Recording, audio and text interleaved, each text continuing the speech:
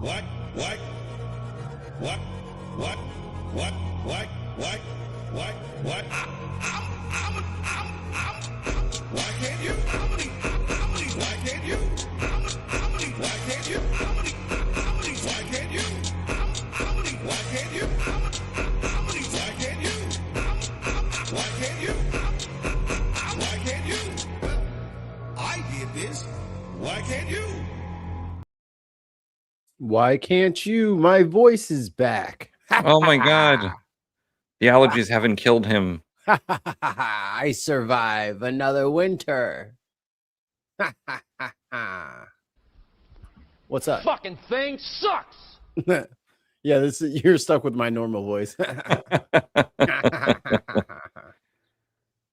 Sucks to suck. What's up, you Bensters, you random strangers, and secret admirers? I'm sure you're out there too.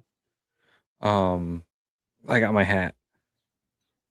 The meta is complete. It's a Tim's hat. Tim's hat. Tim's hat. Also, I got a fuck the hell off t-shirt. Are you fucking the hell off? Not yet. Well.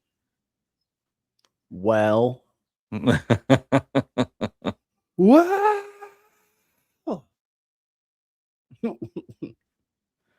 I'm sure I will be merched up soon enough. We have a full menu today. We do. Because I just have some things I want to remind people of. And I want to get through your playlist first. I just, just some things I feel like people may have forgotten throughout all the hullabaloo of everything going on. What the? We should say hi to the people, but first, Gina put in. How do you say this in British pounds? Here is it £1.99? £1.99. £1.99. They don't say the pence. Okay. Gina says, in case I don't make it later, item 057A. Ooh. I think that's for Delta Green. I will star that for later. Oh, it's already started. No, Zero, don't get anyone. Zero, sit your little short ass down.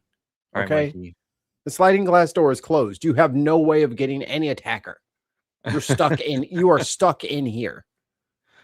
I got the people if you got the buttons. Buttons. I was born to buttons. Fuck your face. Dark Lord Greg. Oh no, not the plague. Because you are making the president look bad. Scott, Lost Missionary. Open the fucking straight, you crazy bastards.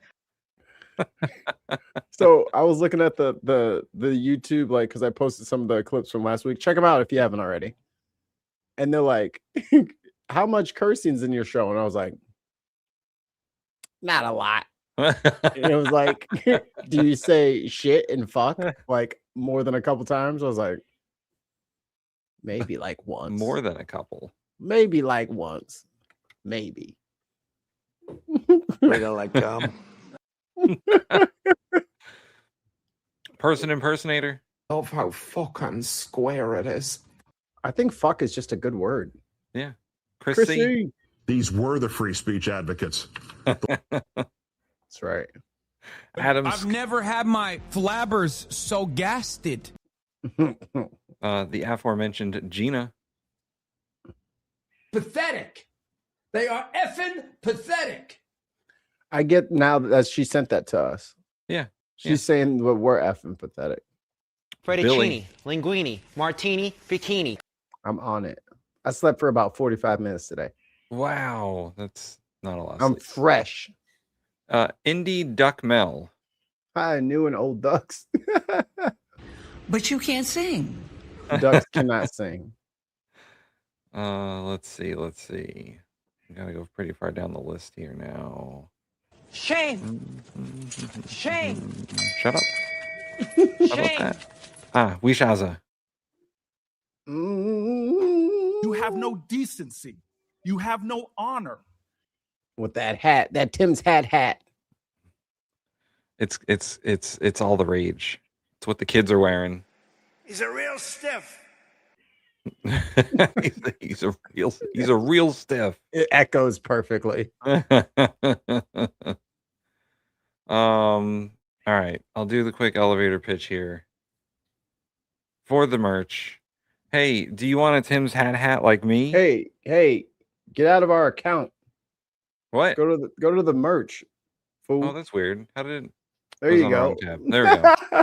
Hey, do you want a Tim's hat like me, or perhaps a fuck the hell off t-shirt like me? Get it now at the bin store on tpublic.com. We have 5 wonderful designs, all designed by McKinnon, and it's really dealer's choice. You can put any of the designs on any of their apparel or stickers or magnets, whatever you want. I think I have there's a magnet back there that's the loose thumb sinks ships magnet. So there you go. We should get a magnet that's this thing. And then just put the bin logo in there. So you can put it places and get people. But yes, go to TeePublic, scan the QR code, get some merch.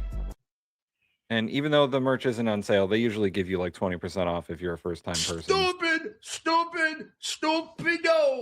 Stupido savings over on the TeePublic. All right, let's get to it. Good morning, everyone, and there we go. Full screen it. Oh, we got Viper Scott. Nope. I'm on the buttons. Hold on, I got this. Baby.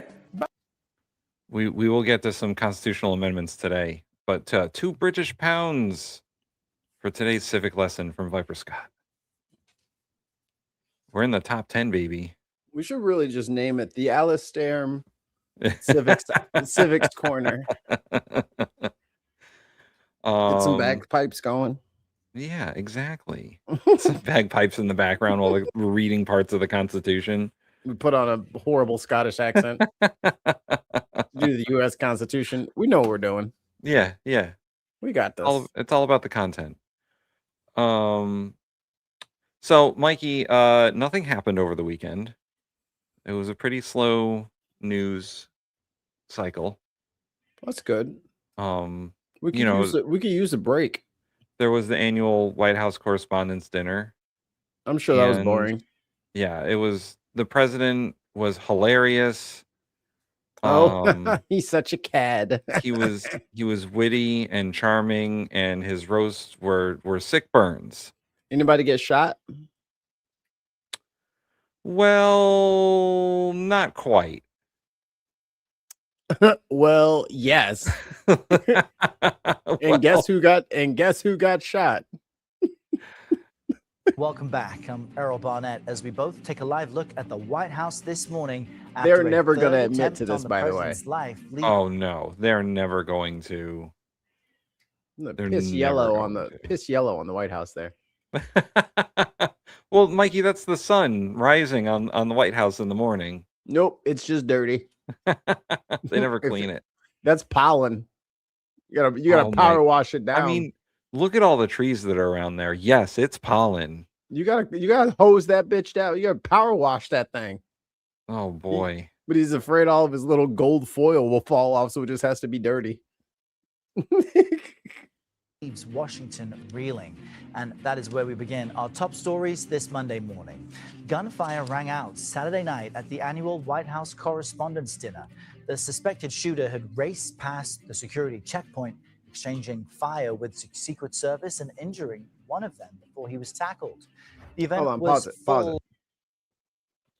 I was at the house playing video games. I was at work. Just so we're clear, because everybody like to and this is why the left is just so fun. Motherfucker, I am busy. Okay, I'm trying to get high scores. Found some good demos. I got some stuff I want to bring to the board. Like, I'm busy. I don't have time to be attacking people. Okay.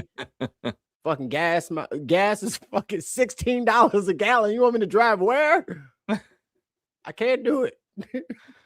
Oh, just so everyone knows, the regular format stream is in subscriber mode. So you got to subscribe to be in the regular format, but the vertical is still for the insane people. Tim wasn't putting up with it today. Tim said you can stay your asses in the vertical if you want to be crazy. If you want to be crazy at us in the regular format, you have to sub. Hey. You know what else? You know what? I think I'm going to do this too. I'm going to make the vertical one so you can't rewind. Oh, they don't rewind anyway. They're always coming at us with shit that we already said. No, but then they definitely want to go back and like, oh, you said, you said, oh, if you want to go back, you're gonna have to go to the other one. If you want to go to that one, you're gonna have to sub, bitch. Got him. Yeah, that'd be hilarious. Got him, coach. Secret Service and injuring one of them before he was tackled. The event was full of top Trump administration officials and journalists. Also seated on stage was White House Press Secretary Caroline Leavitt, First Lady Melania Trump, and Vice President J.D. Vance. Secret Service escorted them. They're like, JD, let's go. The suspect has been identified. Yeah, they're like, JD, get the fuck out of here. Come on, JD, we got to get you out of here, man. What about Mr. President? He's coming. He'll catch up. He'll catch up. As 31-year-old Cole Allen from Torrance, California. He is due in federal court today. Officials say Allen sent a message to his family right before the incident detailing his plan to target administration officials. His brother... Although specifically not Kash Patel.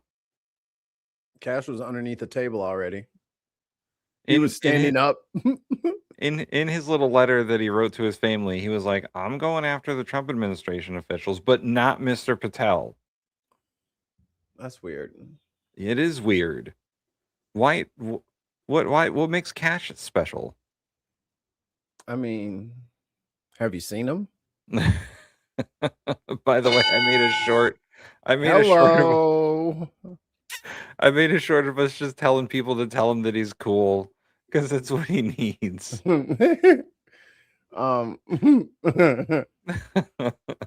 Yo, why were they like, okay, we got the guy. Let's strip him. Yeah, why isn't he wearing a shirt? Is he wearing a shirt to begin with? His clothes. Did they want to make him look more like a crazy person? And they're like, let's take off his shirt. It'll make him look insane. He looks cold and I feel empathy now because he's shivering with that damn space blanket on like a scared puppy out in the rain. Oh, don't worry, Christy. We're going to talk about this. Why is it when a member of the public attempts or even unalives a member of the administration, there is demand for higher protections? However, when it's a school shooting, nothing happens. That's what we've been asking. We've been saying that forever. That's what we've been saying. It's like, can we like lock up the kids? And they're like, no. My kid is unstable and needs someone to shoot. So your kid just has to be there. All right. No, we're not giving you extra money. Yeah. Any metal detectors. However, we need an extra $500 billion for the military because of the war in Iran. Which is going really good, by the way. Which is just going great. Now that the reports are coming out about how much damage was actually done. Yeah. And they fucked our shit up. And it's like, oh, man. But anyways, Mr. Congeniality over here. Reportedly alerted police in Connecticut before the incident. Honora O'Donnell was also... We already talked about I was playing video games. I made clips from that time with timestamps, and Tim was at work. He clocked in and out. I was at work. I clocked in and I clocked out before the event and after the event. There were many witnesses who saw me at work. So you know how Delta Green kind of makes you go like a little crazy? Yeah. Imagine you were writing for Delta Green. And now the paranoia kicks in triple time. Bro, the fact that he was on a train from California to Chicago and then ended up in Connecticut before he went down there, I'm like, Delta Green's trying to message me. He's like, go get Tim. I don't understand it.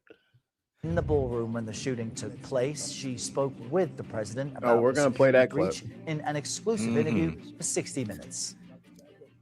It looked chaotic. Now, we can't play the actual 60 Minutes clip because we will get content strike for that. But since it's CBS Morning News, I think we're in the clear here. No. We're It's still gonna- okay. We'll be All okay. right. At one point, you were down. What was happening? Well, what happened is Stupid! it was a little bit me. I wanted to see what was Stupid! happening, and I wasn't making it that easy for him. I wanted Stupido! to see what was going on. And by that time, we started to realize maybe it was a bad problem. A bad problem. A bad problem. By the way, all this, the whole incident actually happened a floor above the actual correspondence dinner. Like, this was at a hotel, a public hotel, and everything happened in a security checkpoint in the floor above. Because this place is weird and the ballroom's in the basement. Right. Exactly. And so the guy never even got close. And also, like, again, I'm not a violence over the internet thing. Like, that's not my thing, obviously. Yeah. What the hell was his plan? I don't know. I think that he didn't have one. I Run think that faster than light and go past all of those people standing right there. There's like 6 dudes on their cell phones fucking off, cleaning their guns, and he's like, right. It's like, what the fuck is this guy doing? Hey, stop that. Hey, no shotguns. Hey, no shotguns in here. Hey. Like, what was the plan? Not that he should have a plan that works. I'm glad his plan was stupid. It was so easily snuffed through. But man, the Trump administration let the dumbest criminal ever fucking storm the checkpoint. Y'all are something else. Poor Wolf Blitzer almost wet himself if he hadn't already peed. He lost the shoe, I heard. What about Wolf Blitzer's shoe? Anyone ever think of that? Kind of a problem, bad one, and different than what would be normal noise from a ballroom, which you hear all the time. Oh yeah, And, gunshots. That's not normal noise in a ballroom. Oh, has he been knows to America? He knows a lot about ballrooms, so he'll tell us. What? I'm already up. What do you want? Time to wake up, man. If you set an alarm for a half an hour after the show is supposed to start. Well, I laid down at 9:30 to catch a little cat nap. So then I think I reset the timer as opposed to turning it off. Oops. I was surrounded by great people, and I probably made them act a little bit more slow. I said, wait a minute, let me see, wait a minute. So, I'm No, they got JD first. Well, to be fair, JD can move on his own. They just kind of have to like, hey, come on, we're going this way. And then he can use his legs. You seen how they got Trump out of there? Yeah. It's like when the elephant calf gets stuck in the ditch and all the whole village has to come and fucking lift him up with like bamboo and shit and rope and pull him with a Toyota Hilux. That was them trying to get Trump's gelatinous ass out of that fucking. They got to reconsider his mobility options if he's going to be president for much longer. They might have to, FDR him and just put him in a wheelchair. He might need a scooter. He might need a hover round. Oh, a hover round. Oh my! Can you imagine Trump going up and down the White House stairs in one of those chair elevators? And of course, it's slow as fuck. I love Tesla. Each floor he goes up, he's just like shitting on somebody, saying something racist because he's a crazy drunk old grandpa. Yeah, I don't know if the video is going to point this out, but RFK did fucking yeet out of there without his wife. You seen what happened when that person passed out? He ran out of there like they were on a manhunt for his ass. He fucking pushed over the bookshelf and fucking took off out the window. Dude, for someone who is so ingrained in like the fucking manosphere and being like an alpha or whatever, RFK bugs out whenever shit goes down. Hey, he didn't get to 70 something years old still doing drugs by fucking being brave, motherfucker. You don't last that long as a Kennedy by fucking standing up for yourself. That's for sure. It's by The running Secret like a Service bitch. was getting him out of there, and he was just like, "But my wife," and she's like 10 feet behind him. He's like, there's no time. There's no time. She has become a liability. We must leave her. Never get stuck on a deserted island with fucking RFK Jr. because that motherfucker, first of all, he's gonna not help you. And then he's just gonna wait for you to fall down and hurt yourself, and then he's gonna eat you. Yeah. Like that is straight up. He's going to eat your thigh. Or over he's a not gonna fire. He's not gonna tell you anything and then fucking light the signal fire and escape all on his own. They just got a little fucking, they got like a little remote control car. He's like, Heelys activate. And then he just fucking pull him out like a fucking. He's gonna need something. Well, he can't get out the way no more. So they're gonna have to start putting up glass everywhere. They are. Like They're gonna have to give him like one of those little, like a mini Pope mobile. I mean, the Beast is 70 Pope mobiles on crack. No, I mean for like just being around in public, not in the streets. Just like a little RV Pope mobile. He should just drive around in the Beast. Just don't get out. Just don't get out. Just stay in there. Just at that moment where it looks like you go sort of down with the service, you were telling them to wait. Well, I know what happened is then I And he lost his shoe again. I started walking, and then said, please go down on the floor. So I went down, and First Lady went down also. But Mikey, get the record button ready. All right, I'm ready. I'll give you a little bit of buffer time. We're definitely going to the gulags, but it is what it is. Fuck it, we ball, baby. Sort of down with the service. You were telling them to wait. Well, I know what happened is then I started walking with them. I started walking, and then said, please go down on the floor. So I went down, and First Lady went down also. But we were asked to go down by the agents as I was walking. In other words, They wanted you almost to crawl. I was standing up, pretty much. He can't do that. And then turned We're gonna have to around leave the you, Mr. opposite President. direction and started pretty much walking out. Pretty You know, tall, your knees are made out of orange peels. I'm not looking to be standing too tall. Your wax but I was knees walking can't out. take it.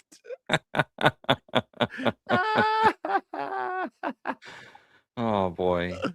Your wax knees can't take it, sir. You're gonna have to stand up. His ankles can't take it, man. Them oh wait, I got the cankles. Hold on.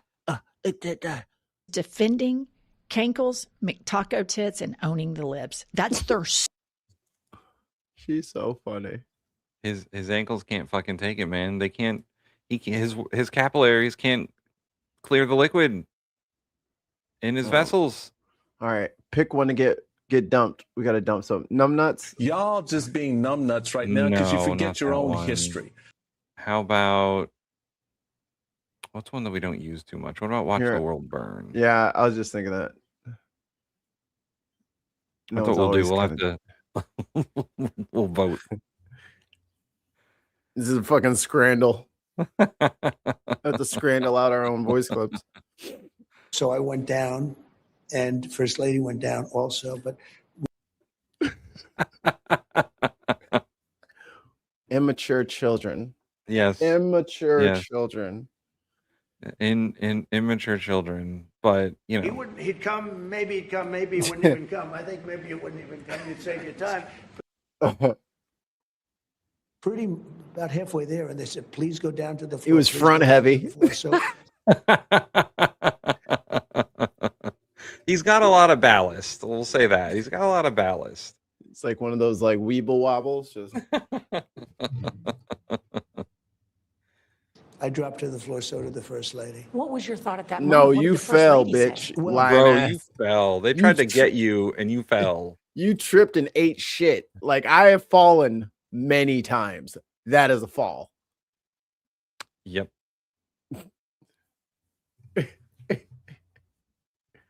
Well, my thought was, I've been through this before a couple of times, and she has not. That's not true. That's not true. Huh.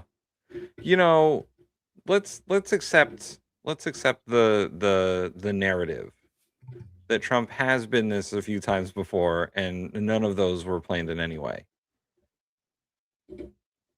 Wouldn't he think, am I the problem? I mean, if this did happen to him, a couple times previously, do you know what else happened at that particular hotel, Tim? What? That's where Reagan got shot. Literally the same building. So I'm just wondering, let's say that everything is above board with all this stuff. Let's say it's all true. I believe it. I'm a patriot. This is the third time. Yeah. Doesn't he have to think why, or have any sort of self-reflective moment where, is it him? Because it's 3 times, 3 different people, and people of different political backgrounds.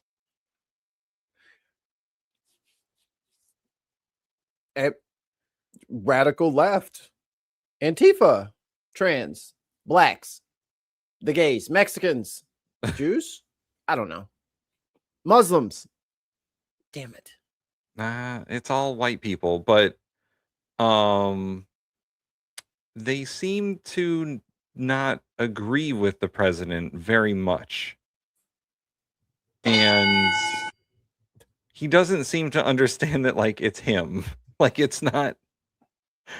How many times has it happened to, like, Obama or Biden or George W. Bush? Obama, a lot.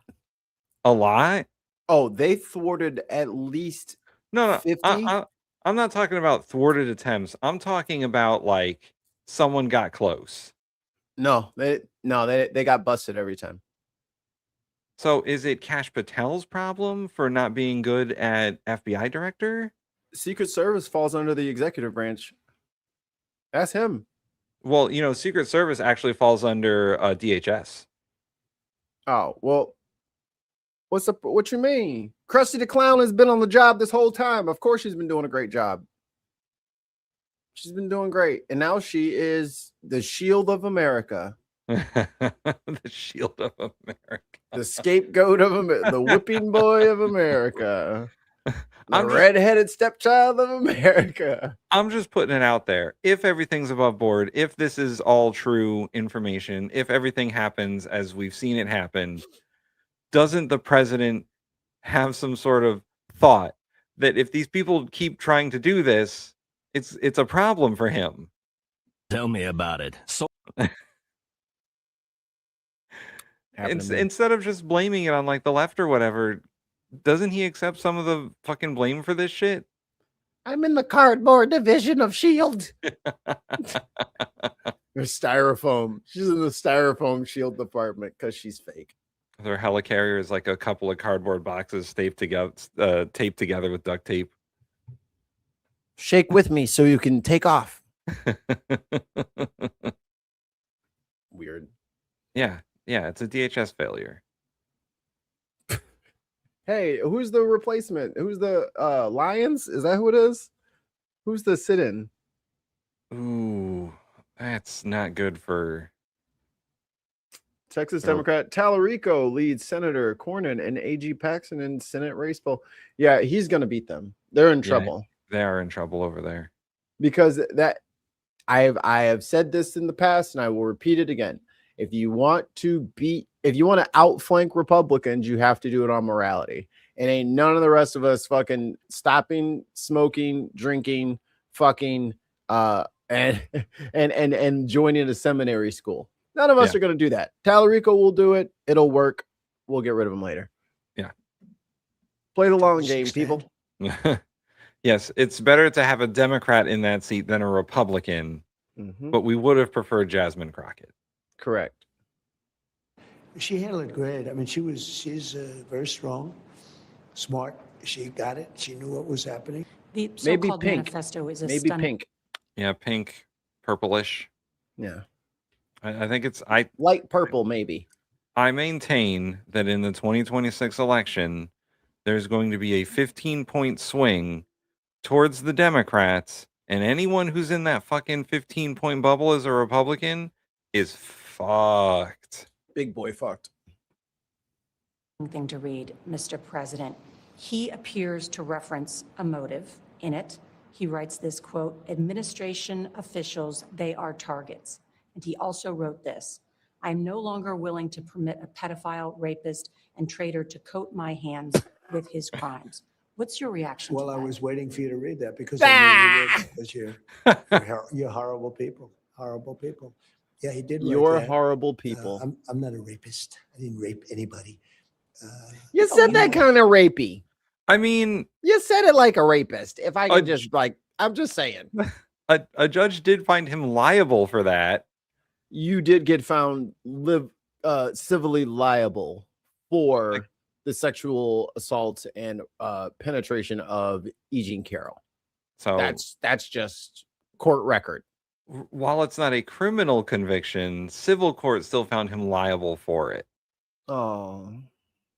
Do you think he was referring to you? Excuse me. I'm not. Oh, wait, hold on.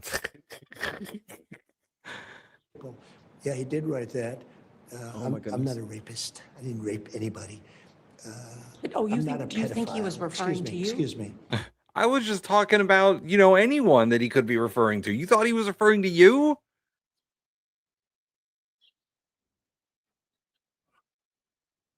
What? His brain is just gone. He immediately goes to, it's not me. It's happened.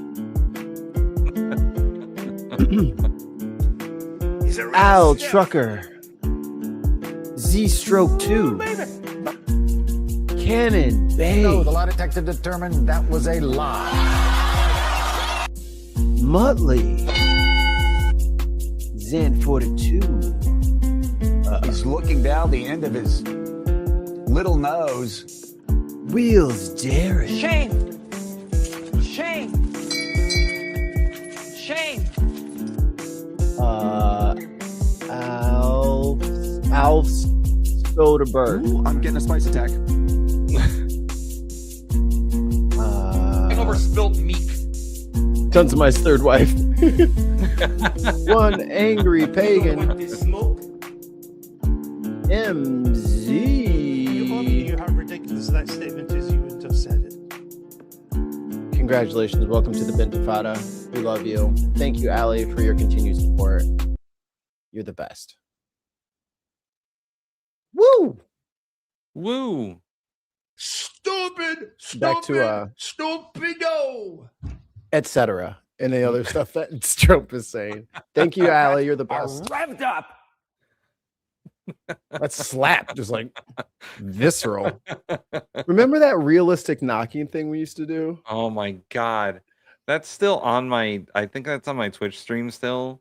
And like every time someone, I'm like, what the fuck is, holy shit, who's making that sound?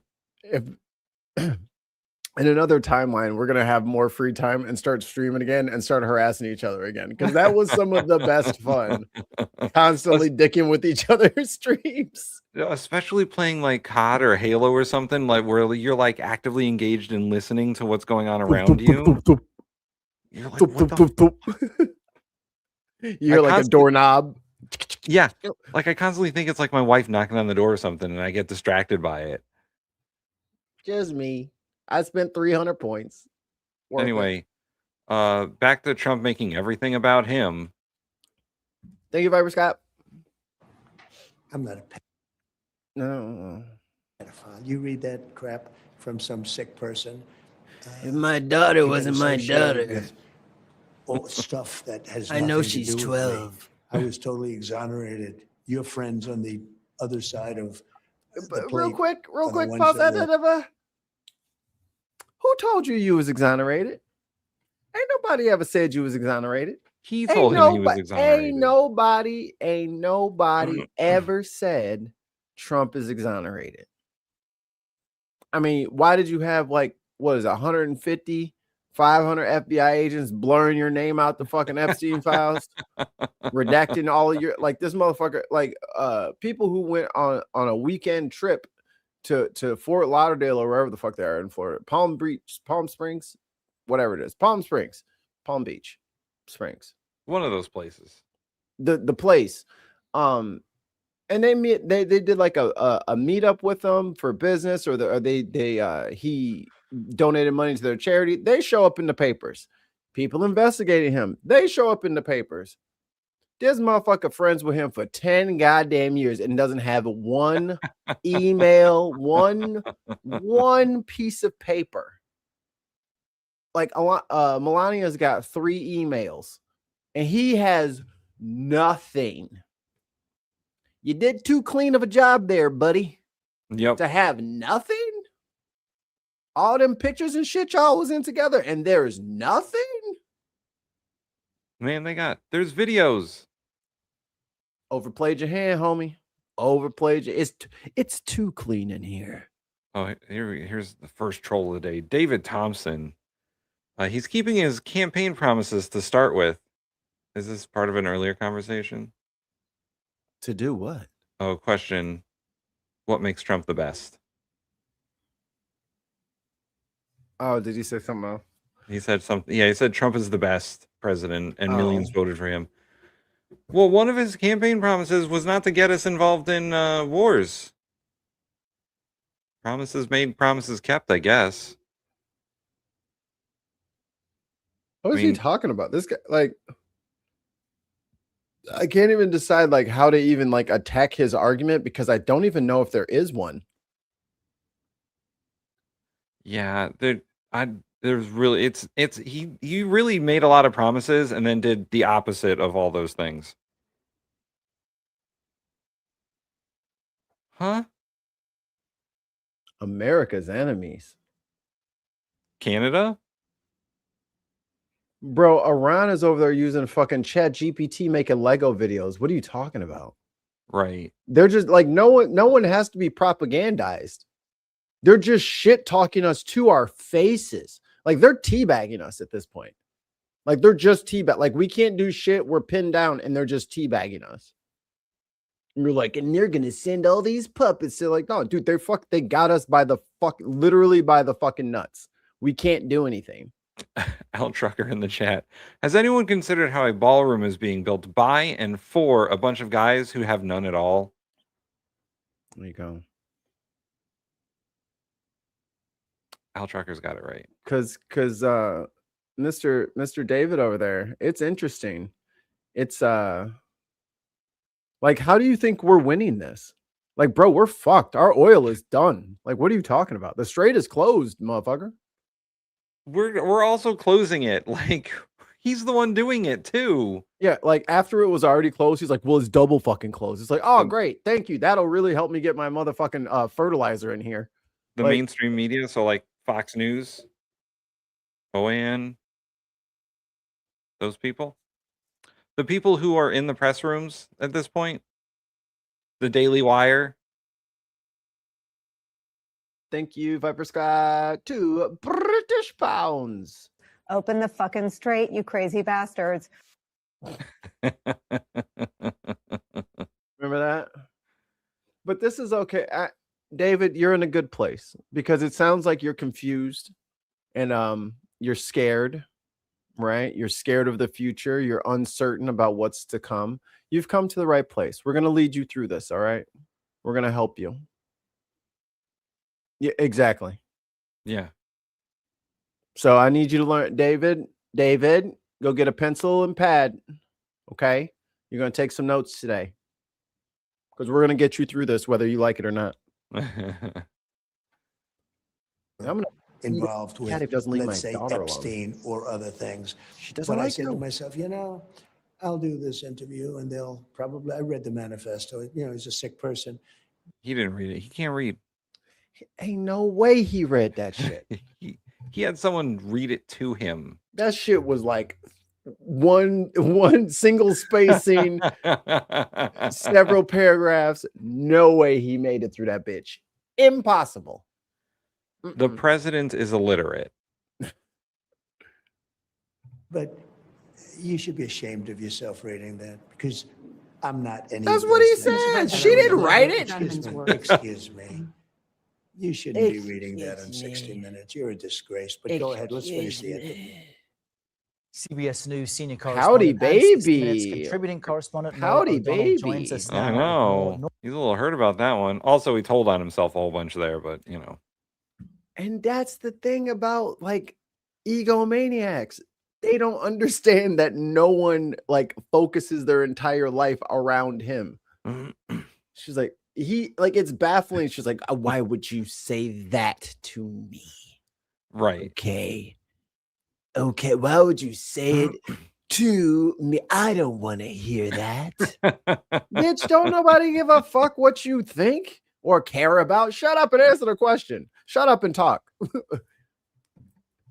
Motivated this alleged gunman. And there's a larger question going on here, too, which we were trying to get to. Not only sort of what happened in talking to the president that night, but also rising political violence in America and extremism and what's behind that.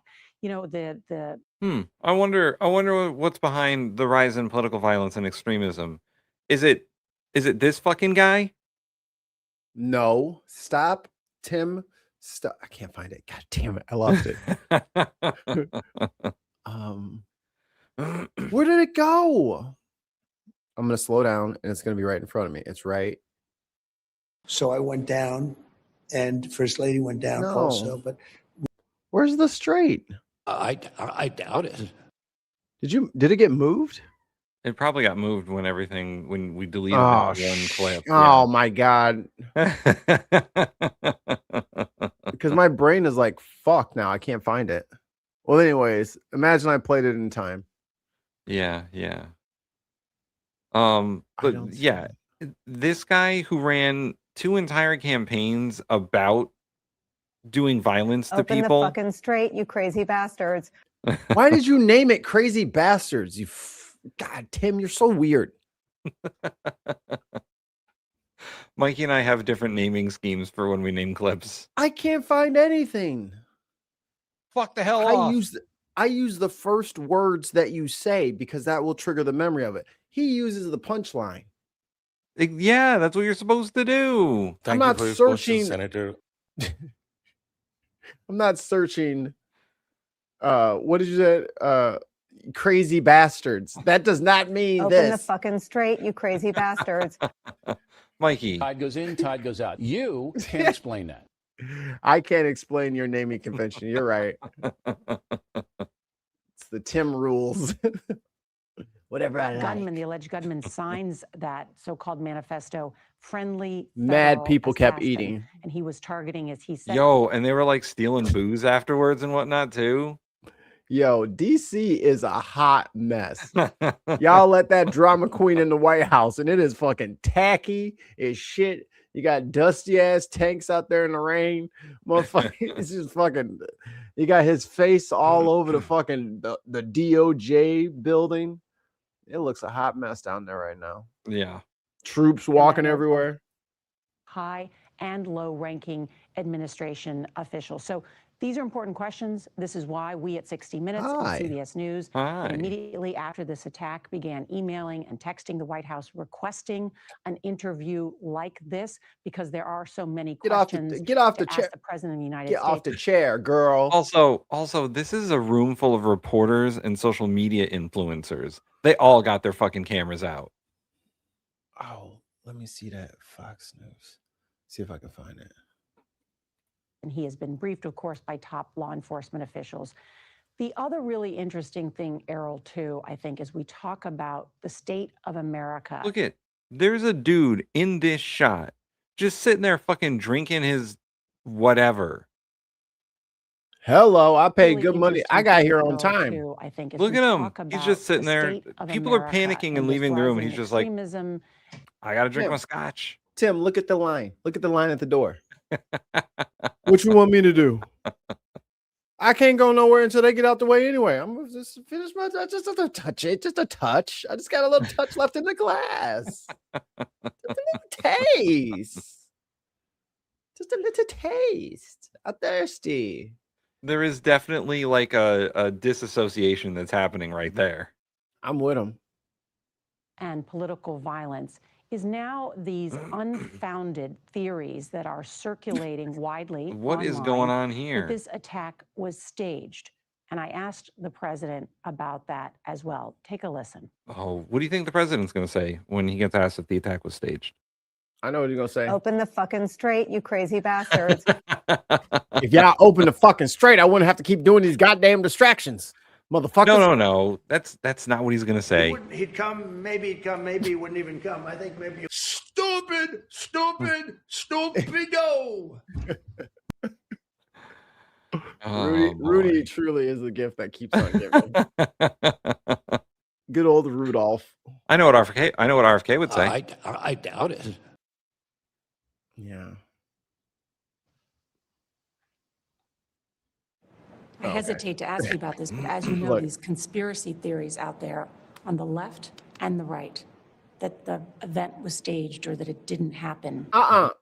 No, don't even phrase that shit like that. That's bullshit. No, the right always says everything is fake. I am being a patriotic American and following my fellow citizens' footsteps. They taught me to not trust anything. Yeah. So I not trust anything. I not trust because they teach me not trust. I not trust. Also, the MAGA movement is entirely conspiracy brained. I'm with them. It was aliens, probably.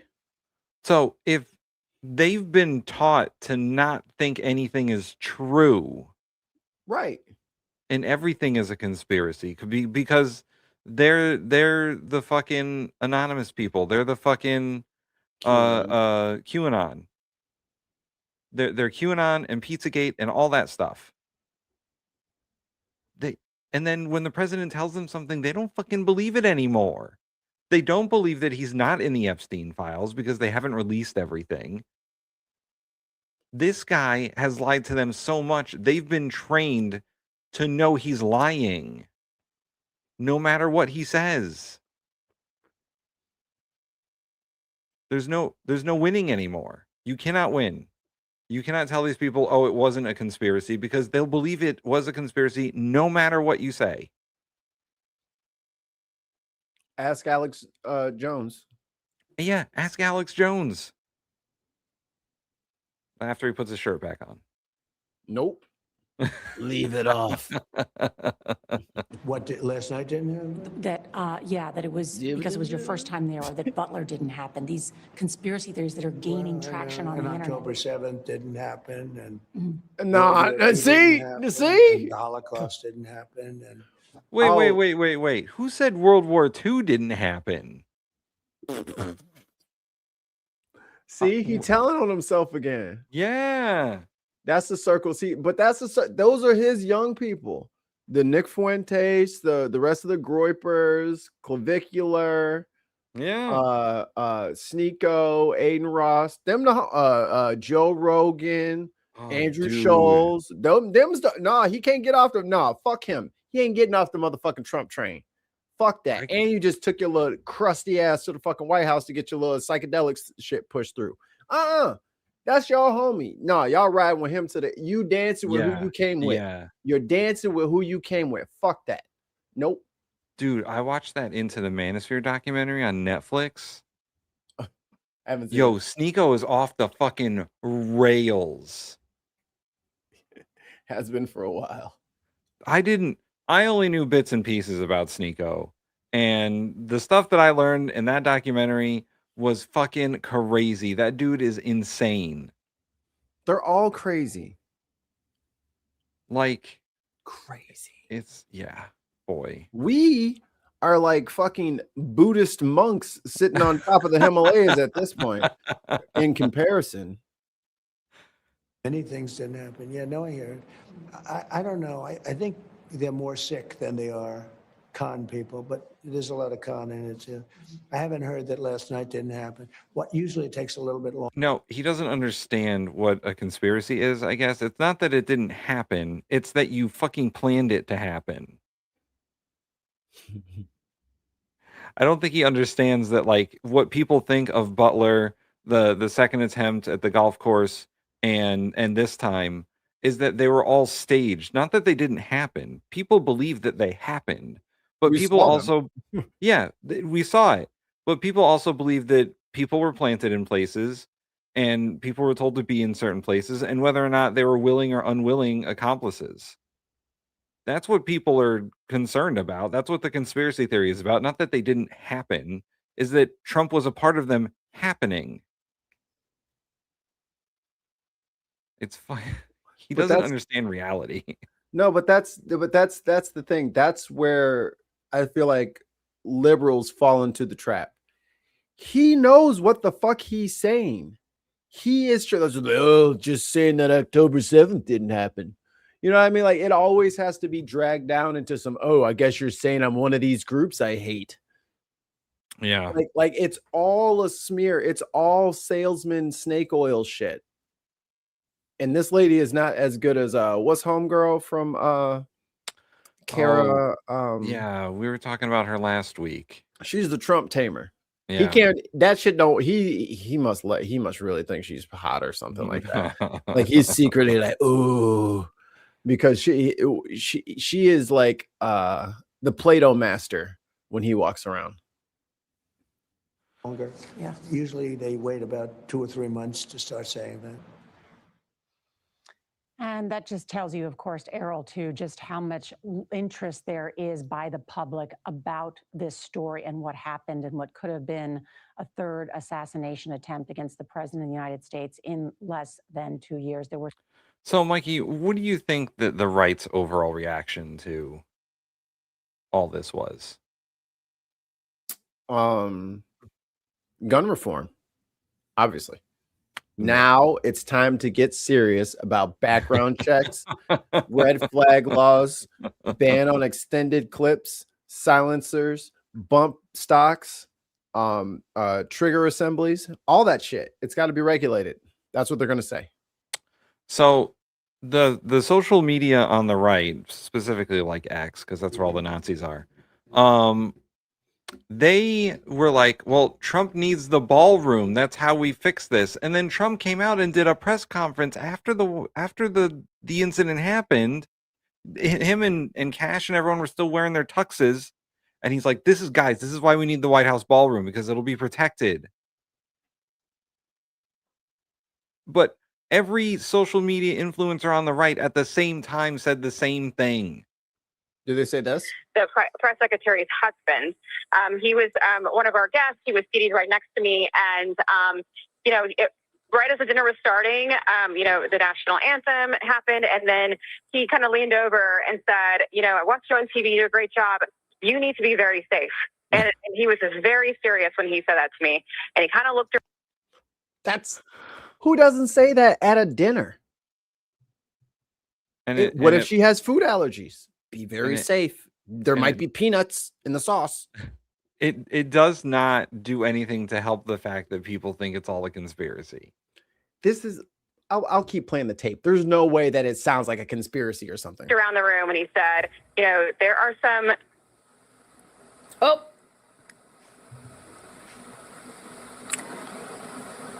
Sounds like we lost Aisha. Oh, and we lost the feed. We lost the feed on Fox when they were doing their 24-hour cycle, when they were doing the live coverage. They had one of the people inside the room call in, and then sometimes that system just gets so swamped with calls. Yeah, it's like the 1960s where only 14 people can call at once, or the whole system goes down. There's no way we're not fucking a techno oligarchy where motherfuckers can't make a motherfucking phone call. Okay. Boy. I mean, maybe it was like AT&T or whatever. Yeah. They're in the basement, so maybe spotty service. Spotty service. So yeah, this is all the big conspiracy is that this is all to further the ballroom idea, because now you got everyone from Marco Rubio to Kash Patel to the president himself going on to news shows saying we need the ballroom because this wouldn't have happened. But the White House Correspondents' Dinner doesn't take place in the White House. it's a press dinner where the president is invited, not the other way around. But this is why we need a ballroom, so we can not have it at the place where we normally have it. Well, and here's my thing. Here's my other thing. Like, let's say for whatever reason, he can build this ballroom tomorrow. Right? It can just be done tomorrow. Why you gonna leave, right? Because it's not supposed to be done until 2028, 2029. Right. So why do you care? Since when do you care about other people and getting things done? Oh, here's a little bit of info. Apparently in 1987, Trump went to the Leningrad St. Petersburg. He saw a ballroom in the Winter Palace, and that was when he started jonesing for a ballroom. This was in Vanity Fair 1990, an article called After the Gold Rush. Man, Trump really he holds on to things. That's about the same time he got that burr up his ass about Iran. Yeah. It's funny that Trump made so many visits to Russia. I mean, I don't want to further other conspiracy theories, but he does visit Russia a lot. Well, no, he goes to Alaska and Putin comes to him. And wait, 87? Is Trump secretly like a Russian Soviet?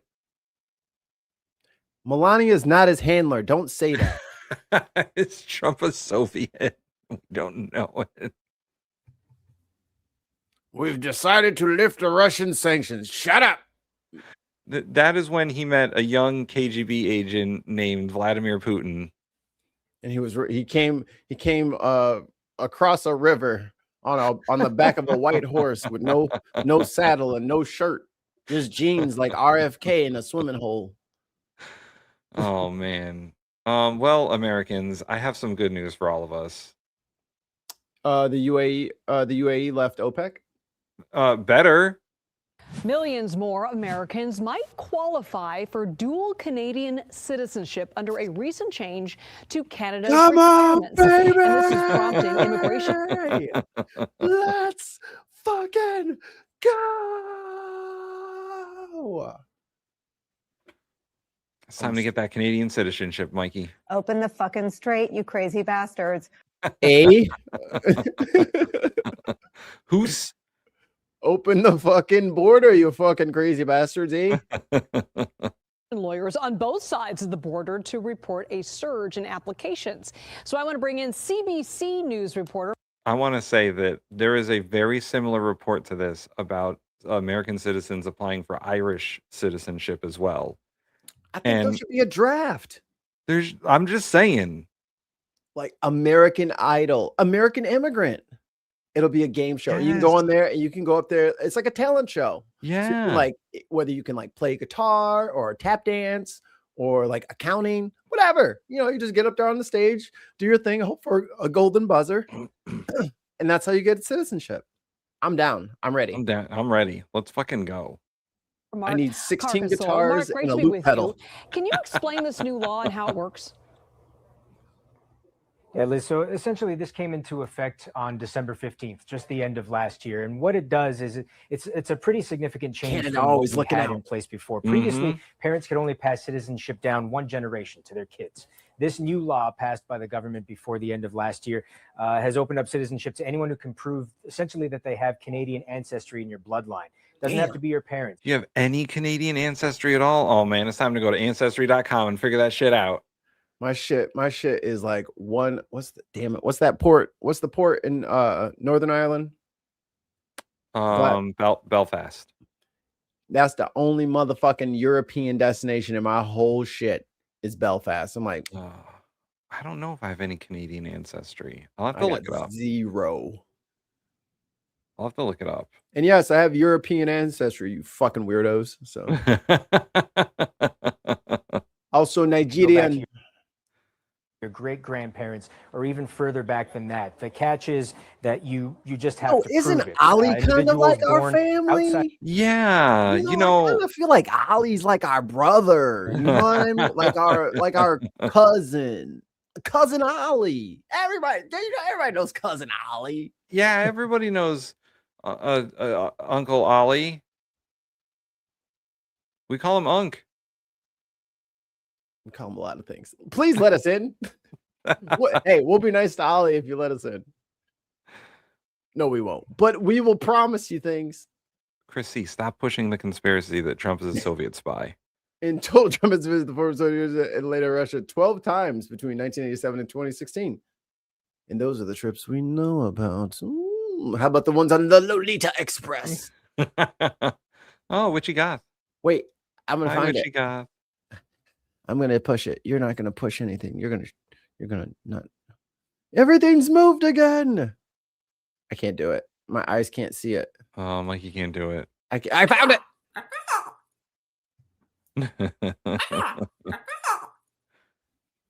Hi, what you got?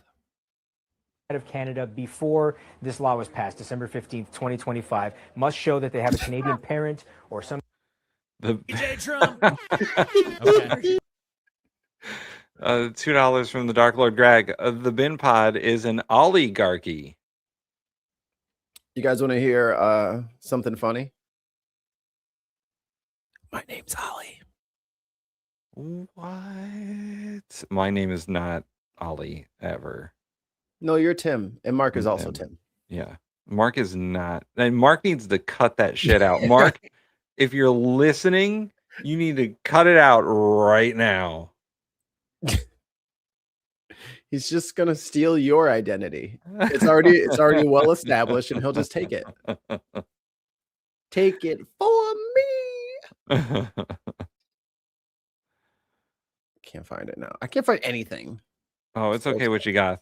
We'll get together and do it soon. Yeah. Oh shit! I forgot to send the thing to Reagan Elite. Yeah, go do that. It's too late now. Sort of ancestor who became a Canadian citizen on or after January 1st, 1947, or specific to the province of Newfoundland and Labrador, which joined Canada in April 1st, 1949. You can utilize that date as well. As you mentioned, this opens up the window to several potential American people to move over. Now, I've seen online a lot of talk. It's mostly done in the context of I got it. Perhaps Ollie can adopt us. Oh, yes. Didn't say anything about it.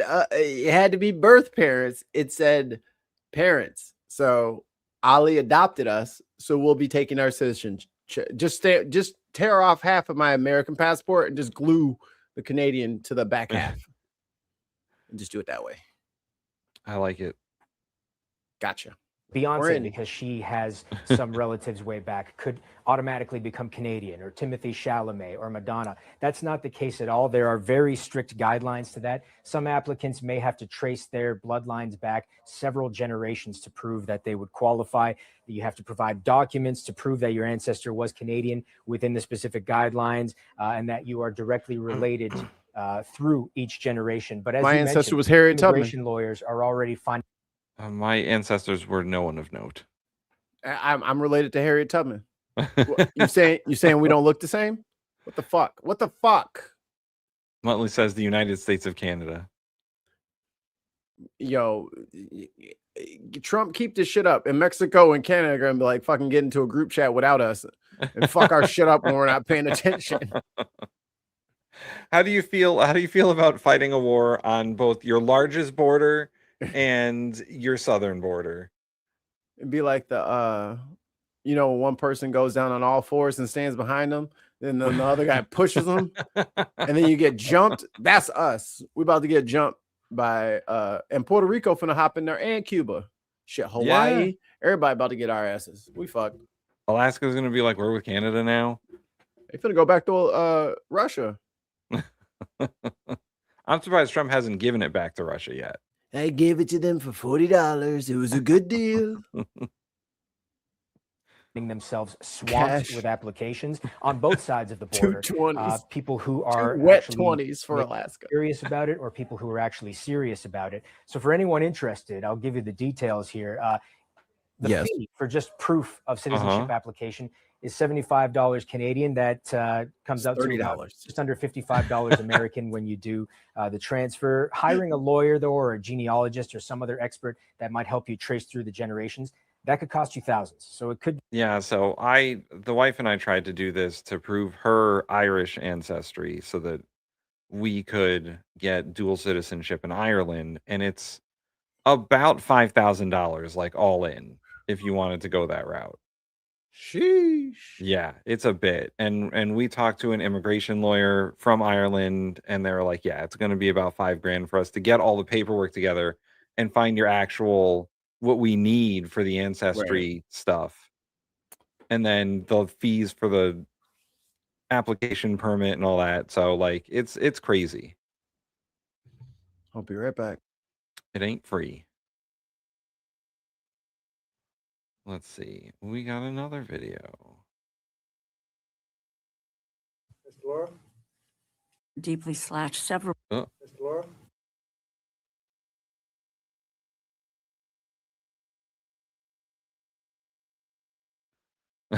Al Trekker says, I'd go to Ireland, but I'm already Canadian. Ali is not here. He usually shows up around lunchtime, but he ain't here right now. So we can talk shit about him. There we go. I cut up an apple and all this fruits and shit, and I was like, why is she not eating her snack? Oh, she didn't realize I put it down. Oh, fuck you, Lee Zeldin. Hey, do you know this Lee Zeldin fella? Yeah, fuck him. Well, he was in front of the Appropriations Committee. Guess which appropriations Democrat yelled at him?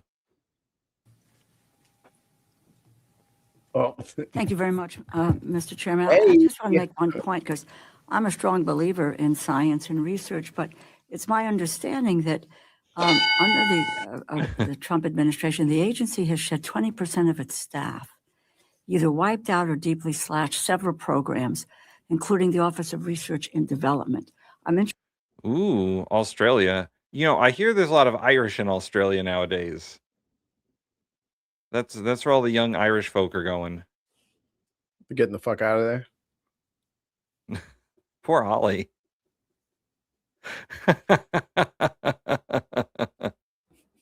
Yeah, who is misappropriation? And why is he married? Is there a Mr. Appropriation? Is there a Mr. That actually low-key could be a shirt. That's like a policy wonk pun that only us really geeky motherfuckers would actually think is funny. I'm typing it out right now. I was about to say, and we will put that on a shirt. And we will put that on a shirt. I wish we could put Lando Calrissian on there. Oh, He's leaning on the bar. Or Riker. Oh my God. Riker in the backwards chair. With his fucking knee on the chair. Just so is there a Mr. Appropriations? Person impersonator says that'll be Sir Appropriations to you, Mike. You're right. My bad. I apologize. You go to accept imports of chlorinated chicken, hormone injected beef, and other foods that are currently banned in the UK and EU. Fuck the hell off. Why does our food sound so bad? What are we doing? I mean, to be fair, a lot of our food cleanliness rules are the same as Japan, which has the cleanest food. So, I mean, yeah, but we eat a lot of shit because we have a lot of UK friends, but a lot of people do what we do. All right. I think the problem that we have is that our food system is centered around mass producing as many things as we possibly can. And when it comes to that and livestock, especially chickens, it causes a lot of problems when so many chickens are put in like 1 square foot, you know? Yeah. And other countries have a more like free range style where their chickens don't get as many diseases, and you don't have to pump them full of antibiotics, and then you don't have to raise the chickens that are antibiotic free as a marketing ploy against the chickens that have the antibiotics in them. Like, we're a little fucking crazy. And also, there's a lot of us. Yeah. Like, I hear everyone's like, oh, you would never do that. It's like, well, you don't have 340 million people. Also, capitalism. Also, capitalism. Capitalism always is a defining factor in how we do anything, and how our food is all corn. So soon our gas will be too. We're gonna be E85 in it, baby. Oh yes, the summer blend of gasoline is gonna be mostly ethanol. Gonna be E87. It smells like popcorn in the backed up traffic. We got one of those riding lawnmowers recently because our lawn is gigantic, and the lawnmower specifically says do not put gasoline in there with high ethanol content. It'll ruin the engine. Yeah. And so like we have to buy premium gasoline to put in this fucking lawnmower because it's got the highest gasoline content. Yep. And so we're going to like the gas station. I'm sure it's like $6 a gallon right now to fucking get premium. We're gonna have to put fucking $6 a gallon gasoline in our lawnmower so we can cut the grass. The little dude, the little man who goes around the neighborhood, the little neighborhood kid who cuts grass. Oh, that'll be $50 a yard now. Nah, man, I gotta use premium in this fucking mower, brother. $50. I do my own oil changes, but it's $50, man. Yeah, mainly capitalism, deregulation, and lack of standards. Yeah.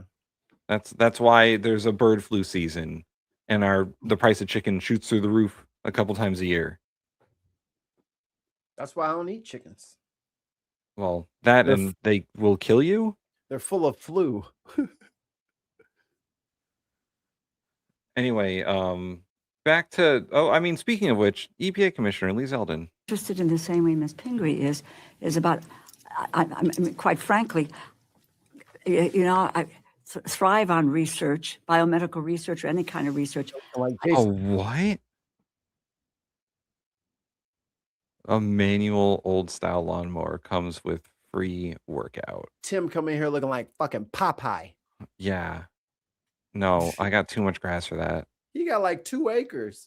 I tried to do it the first, when we bought this, I got 1 acre, but when we bought the house, I tried to cut our grass with like a regular push mower. It took 4 hours. One pass is going to be like 3 bag changes. Yeah. Yeah, it's a pain in the dick. It took 4 hours and I almost died. I was lucky that a friend of mine showed up with Gatorade so that I didn't fucking pass out because it was 90 degrees that day. Tim was out there looking like a California raisin. I cut the grass in the morning and I slept the rest of the day. Tim out there, I don't need it. I don't need it. Dried out. No, we had to get the riding mower, and I don't cut the grass anymore. My wife does because she likes doing it. So, hey, more power to her. Exactly. Hey, welcome. Hey, thanks for the sub. Now you can join us on the regular format stream as well. Yeah, come to the horizontal where all the cool kids are. This is true. However, the best lawnmowers are sheep or goats. Man, I want to get goats so bad. They are so funny. I wouldn't mind getting some sheep and just letting them fucking go ham on the yard. Well, that would be pig. Never mind. Anyway, go lamb on the yard? I find it that this is not an administration that places a lot of eggs in that research basket, and that they don't have a problem with cutting that back, and it would appear that 20% cut in staff. Therefore, it would be interesting to know about the scientists, et cetera, and what direction they tell us we should be going in. Climate change, real, happening all around us. That's a quote, by the way. Climate change is real and happening all around us. That is directly from EPA's website. imagine my shock when I learned that it hasn't been scrubbed from the website. Although I fully expect to check in about a week and maybe it will be taken down. I guess we'll see whether or not that's the case. I'm shocked because the science tells us that climate change is real and accelerating. And really the effects and the impact of climate change are real. I don't know, you probably did see the report on Antarctica and the glaciers and melting and all this. Was an extraordinary documentary over this past weekend. This is an administration that is hell-bent, in my view, on ignoring science. Just 2 weeks ago, you reported a climate deniers conference. And in your remarks... They have conferences? They're that organized? They get shit done. You said, quote, "For those who wanted to criticize my appearance here before this group, it really shows the desperation of just how many walls have collapsed of this last line of defense," end quote. In Connecticut, we have seen increasing heat waves, extreme precipitation, devastating floods, impacting everything. All things true about Connecticut. We have seen those things. I blame Tim. It's not me. I was at work. $5 from Tons of Mice. Tim's hat 2026. That's not a hat. That's a hat. For our Australian arc. So I've seen you. I've seen you've played Knifey Spoony before. Farming, school closures, damaging homes and businesses. Climate change is harming our health and our environment, but is also harming Americans financially. This administration, however, is running the playbook on making the problem worse, focusing on policies that are handouts to the fossil fuel companies, like reversing the 2009 greenhouse gas endangerment finding, rolling back fuel emission standards for motor vehicles, and reducing methane leak monitoring requirements. The budget proposal reads like a climate change deniers manifesto. When climate change is flooding our streets, poisoning our air, driving up healthcare and disaster costs, how can the EPA... Oh, David Thompson says defeat of morality seems to be what I'm seeing here. What does that mean? You don't know. You don't know.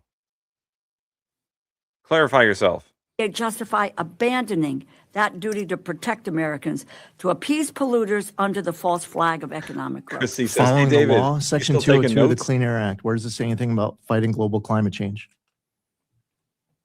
Loper Bright, Supreme Court. Hold on. By abandoning that duty to protect Americans to appease polluters under the false flag of economic growth. Following the law, Section 202 of the Clean Air Act, where does it say anything about fighting global climate change? Loper Bright, Supreme Court case. You familiar with it? No, I maybe others are. I'm not, but let me ask. But that's really important. As a member of Congress, Loper Bright says that we as an agency don't have the authority to get creative. If Section 202 of the Clean Air Act. No, but you don't have, excuse me, you do not have the right to say actually climate answering your change does not exist, that it's a hoax, and that's where this administration I is understand coming you're from. upset that you don't know what Loper Bright is. Do you know what the major policies doctrine is? I'm upset because You know what the major policies doctrine is? You know what, let me just You're a say member this of to you. Congress. You should know. Well, you Wow. have moved Whoa. from someone who defended the. She is about to fuck him up. She's still Italian, you motherfucker. You better relax. She will fucking M. Bison over that table. Psycho Crusher. You just see the cups just start lifting up off the ground. Bilbo Baggins, do not take me for some conjurer of cheap magic. You shall not pass. I'm trying to help you. I'm not trying to rob you. Environment to all of a Being sudden very defensive about not knowing the two biggest God, I hate landmark that Supreme cutoff Court shit. cases of the And- last and year. you are with very- regard- And I hate the fucking smugness of Lee Zeldin. What a motherfucker. Yeah. Just cut people off in the middle of their fucking shit and then act all smug about it. Like, Yeah, what are you, and 13? You don't know the Supreme Court case I'm talking about, do you? She was talking about something else before you started fucking talking over the top of her, rude bitch. To your You are very defensive about changing your policy and your positions with regard to the environment. Now, Okay. you just Do tell you want me to tell you what the two biggest No, I Supreme Court want you to- cases You are dumb the last bitch, few shut years? your This is what I ass want you to Michigan tell versus me. EPA. Whoa. West Virginia versus EPA. You know, you're here because you need money from us. So halt for the second and wait for the questions and answer the question. Well, I answered your question. No, You didn't Open like the my fucking answer because straight, you you don't know what crazy Loper Bright bastard. is, because you don't know what the major policies doctrine is, Chairman, because Democrats you're are asking revved me, up. you're asking me about Section 2. Democrats are revved up. Flip. She's about to flip that big ass table is about to get flipped in about 30 seconds. You don't shut the fuck up and listen. You're here because you need money from us. You broke bitch. Yeah, you better remind him why he better remember why he's there with his fucking hat in his hand. You know what I'm saying? You better fix your tone. Take the bass out your voice. First off, take the bass out your motherfucking voice talking to her like that. Boy, you better relax. What is major policies doctrine is, You and you didn't didn't. like my answer because did you don't not know what answer the Loper Bright is, question. because you don't know what the major policies doctrine is, Chairman, because you're asking me about Section 202 of the Clean Air Act, and you don't read it. You don't know what it says. Yo, why are they doing this at like a fucking conference table? This is the Appropriations Committee, man. Isn't there a room they could be in? Nah, they had louses in the other fucking, so they had to fucking they had to bomb it, you know. It's got the bomb in there, so Shaza says Super Grand is my childhood hero. Is that a thing? Muttley says Super Grand laying the smackdown. I think they mean Rosa DeLaura. No, it was a show. Oh, it was a show? Yeah. Oh, they're calling see her as Super Grand. Okay. Super Grand ain't got enough rings though. Nope. She's got a lot of bling. Yeah. Super Grand got to step it up. You're asking me about Section 202 of the Clean Air Act, and you don't read it. You don't know what it says. Listen, and what you want to do is to deny. You want No, I actually read the law. I do my homework. Really? You're just somebody who likes to have the microphone on. You know what I have to do?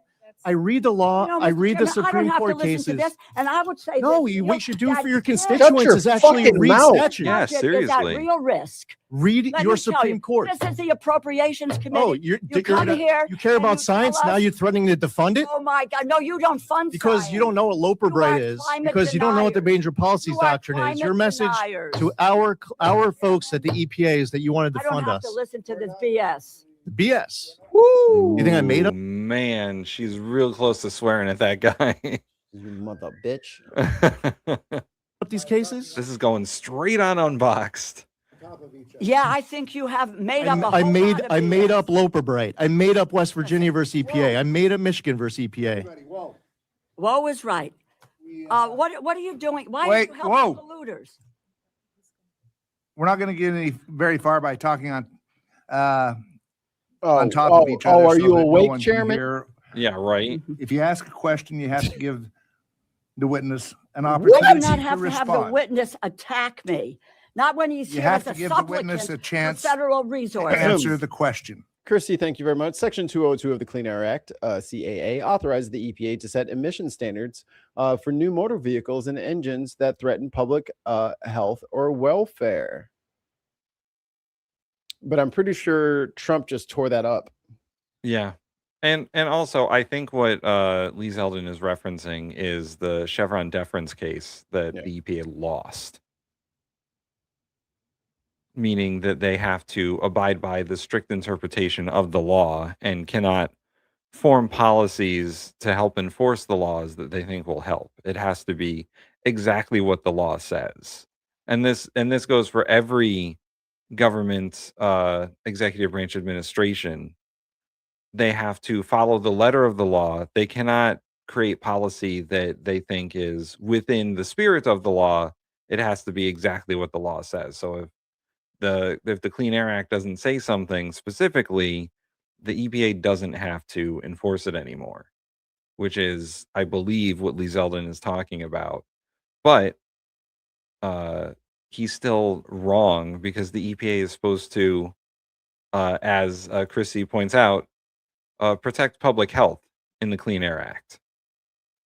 And the part that dumbass decided to tear up was saying that CO2 was harmful to the environment.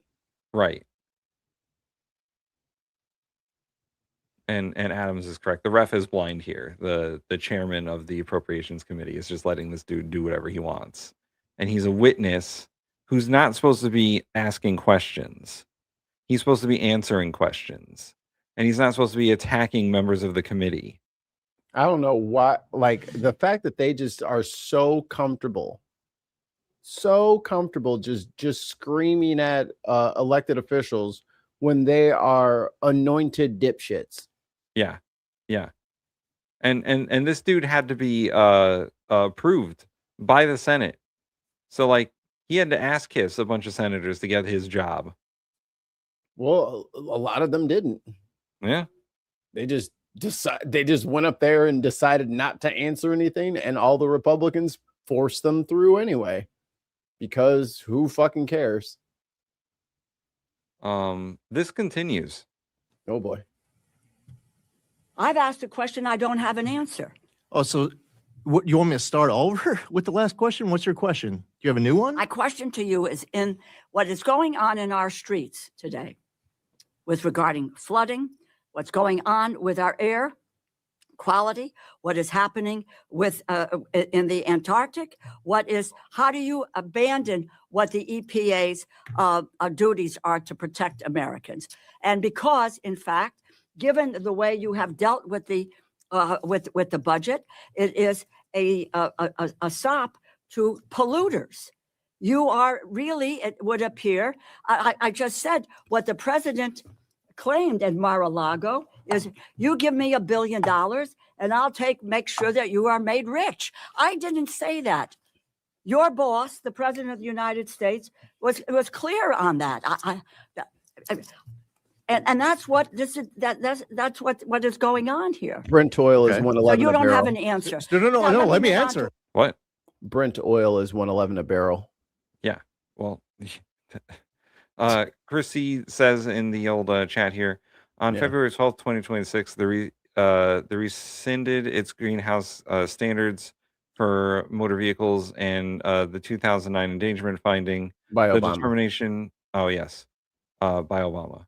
The determination that greenhouse gas emissions endanger public health and welfare and the legal basis for regulating them under the Clean Air Act. His action, largely unwanted by industry and contradicted by science and law, is central to the Trump administration's effort to eliminate federal government's role in addressing climate change.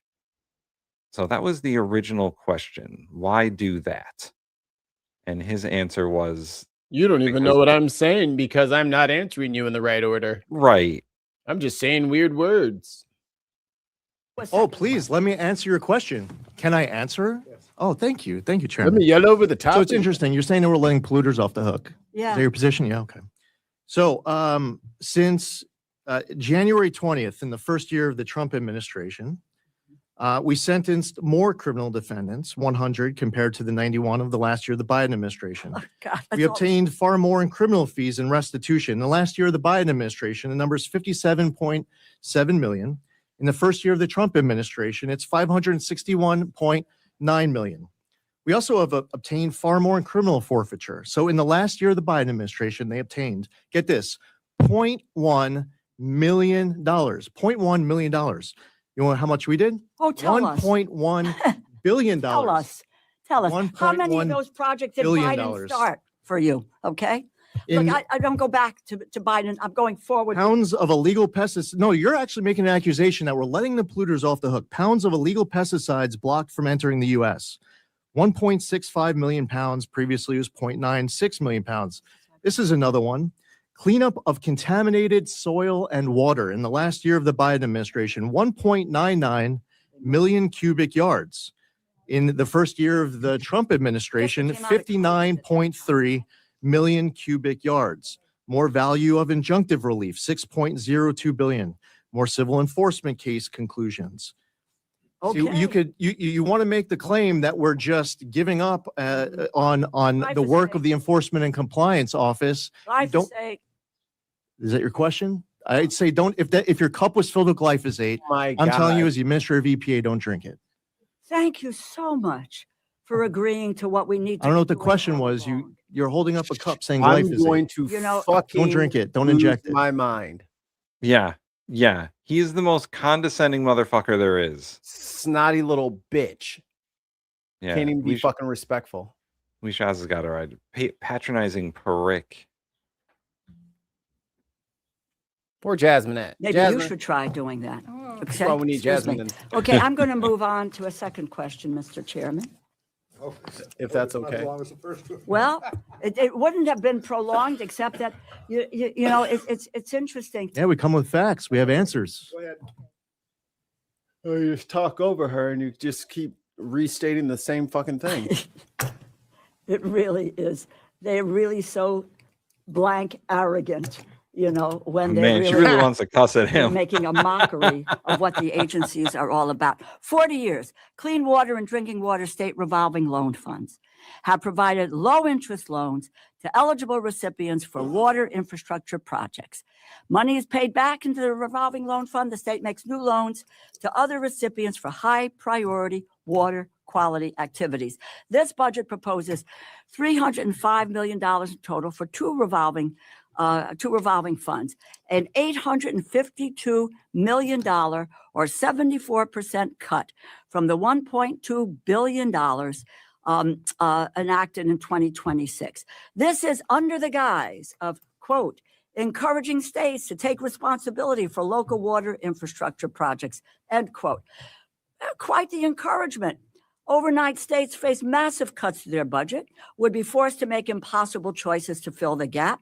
Connecticut would go from receiving an estimated $28.2 million in 2026 to only $3.2 million in 2027, an 89% cut. This approach was roundly rejected in the bipartisan, bicameral 2026 agreement for this bill. According to EPA. Yeah, Adams. I was thinking the same exact thing. Flint, Michigan is totally fucked. Yep. Well, they already decided. Obama already fucking sealed their fate. He said the water's fine. Look, Yeah, I'm drinking yeah. it right now. Yeah. But now there's not even hope of federal funding coming to Flint, Michigan, because they're gonna be like, well, the state of Michigan should take care of it then. Right. It's in Michigan, they should take care of it. And the state has already decided that they're not going to do anything about it. And this is after they already had a this is after they already got the automakers bailed out. Who is Yeah. the reason why that they fucking fucked their water up in the first place was for fucking GM. So good job, Flint. Good job, GM. Good job, America. Yeah. Way to go, capitalism. Good fucking job.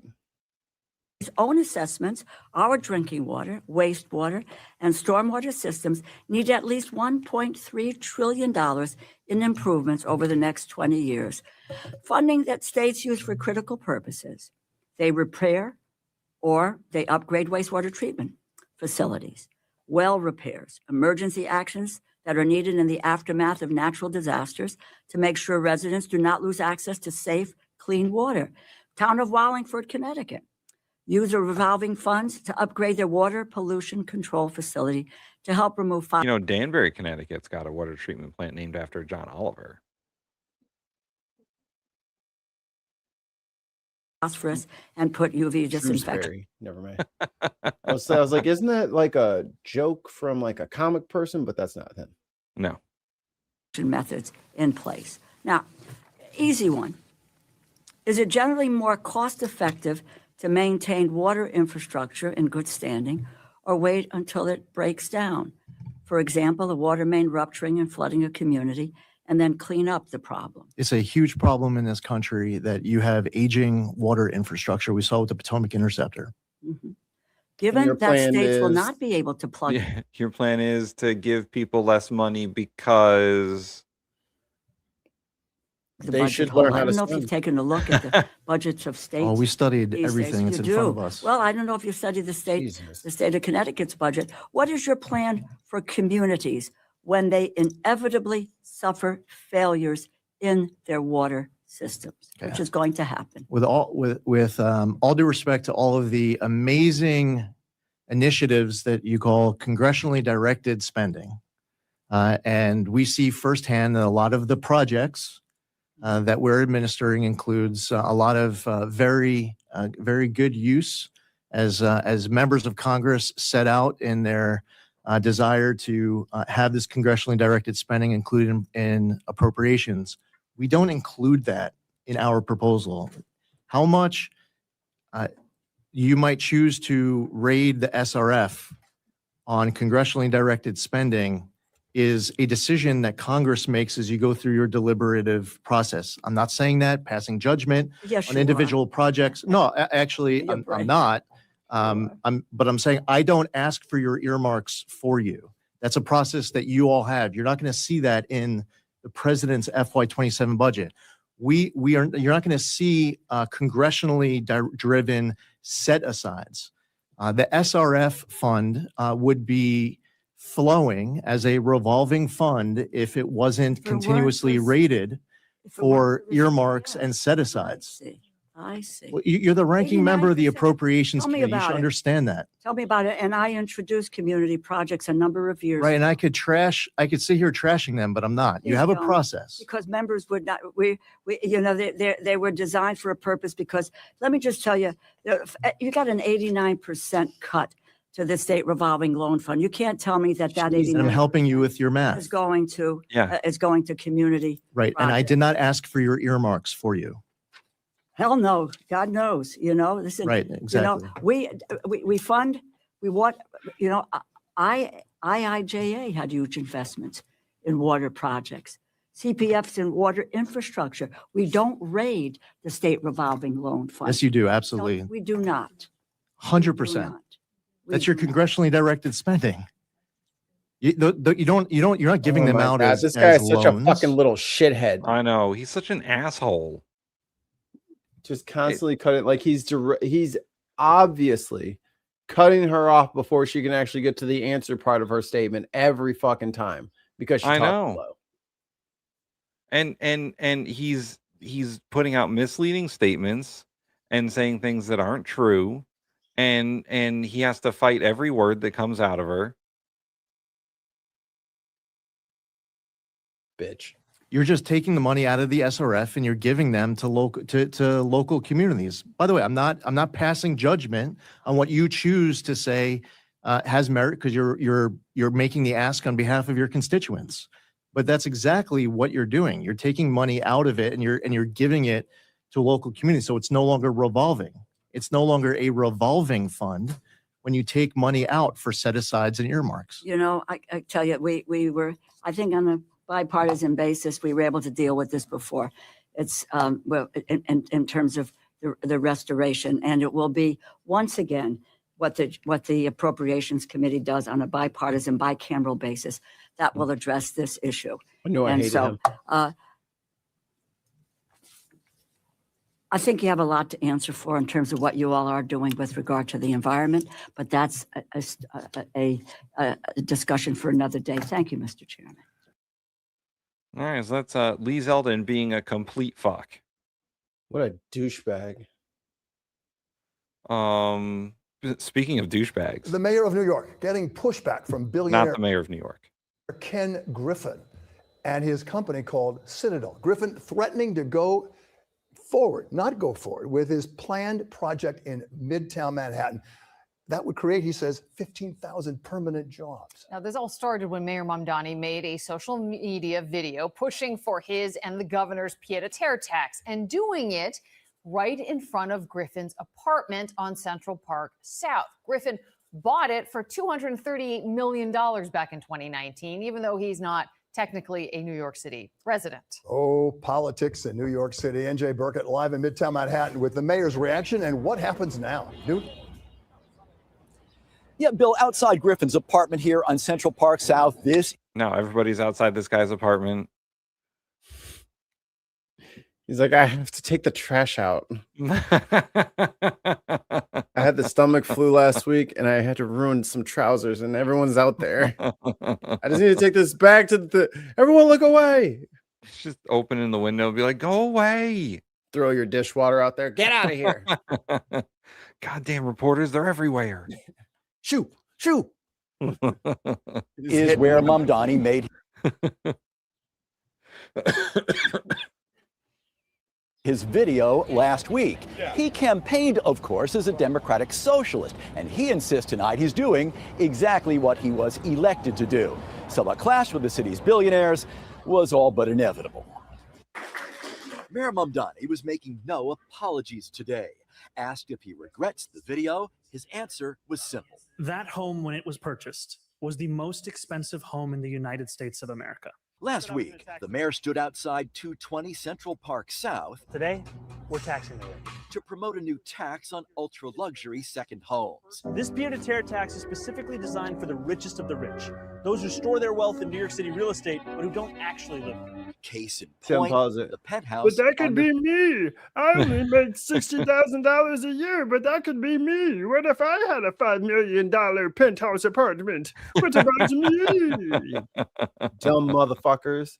I ain't never seen a bunch of motherfuckers who will never even sniff that tax bracket. All up in arms about raising of a tax on a group of people that you have said yourself you fucking hate. So I posted a clip of us talking about the original story with Mayor Mamdani talking about the pied-à-terre tax on houses over $5 million or apartments over $5 million in the city. And Right. we got a range of comments. Mm-hmm. The first comment is from Oh my someone God, it's a novel. on the interwebs. Yes. Do you guys live in New York City? I've lived here my whole life. From the 60-year-old construction worker. I've raised my kids in New York City, and at the time it was difficult finding healthcare for me and my wife at the time. Jesus Christ. At the time, we paid out of pocket for childcare. At the time. As time went on, salaries decreased, rent increased. Okay, this motherfucker is a New Yorker. Yeah. As time went on, salaries decreases, rent increase. It seems like there was a plan for middle class working people to have less. So let me ask you a question. If the old system is not working, why are we going to continue to do the same thing if the young politicians come in with new ideas? I swear they did the voice to talk thing. If they come in with new ideas that can help everyone, I don't see the problem. Because obviously the old system's not working when they talk about Reaganomics. And I remember that when it all started, all I did was help the rich. It took a lot from poor working poor and middle class. Yes. So this person agrees with us. They just don't know it. Yes. They worded it like we were against them, but if you watch the video, the whole minute and a half, we agree. The next comment is forget about it. I'm walking here. The next person, I'm surprised people are actually in favor of this. The rich are leaving or have left. What happens when you run out of people to tax to fund these programs? Oh, wait, they always have the middle class. See, and this is the problem that this person has. Why would they leave and pack up all of their shit for 20 grand? Right. If you're worth, a healthy hundreds of millions of dollars, 20 grand is not enough to make you fucking pack up all of your shit and move it somewhere else. 20 grand ain't enough. It's irritating, but it's not enough. But that's the thing. You guys keep trying to compare yourselves to these millionaires like you're on the same fucking level. You're not, dude. You're not. Their interest makes more than your salary. Right? So stop acting like you're part of these groups of people and just go ahead and get on board with the taxes. Because they can't spend the money. It's too much money for one regular person. Like, you can't just walk around spending $60,000 a day. That's what they would need to do to get that money out of their fucking accounts and keep the fucking economy flowing. But it doesn't flow. It goes into their bank account and it never sees the light of day again. Well, Mikey, Jeff Henderson says that the wealthy are already leaving. Who's going to pay for it after they're all gone? Look at California. It's not like nobody's tried this before. Well, if they're leaving, it sounds like there will be more housing available for the rest of us.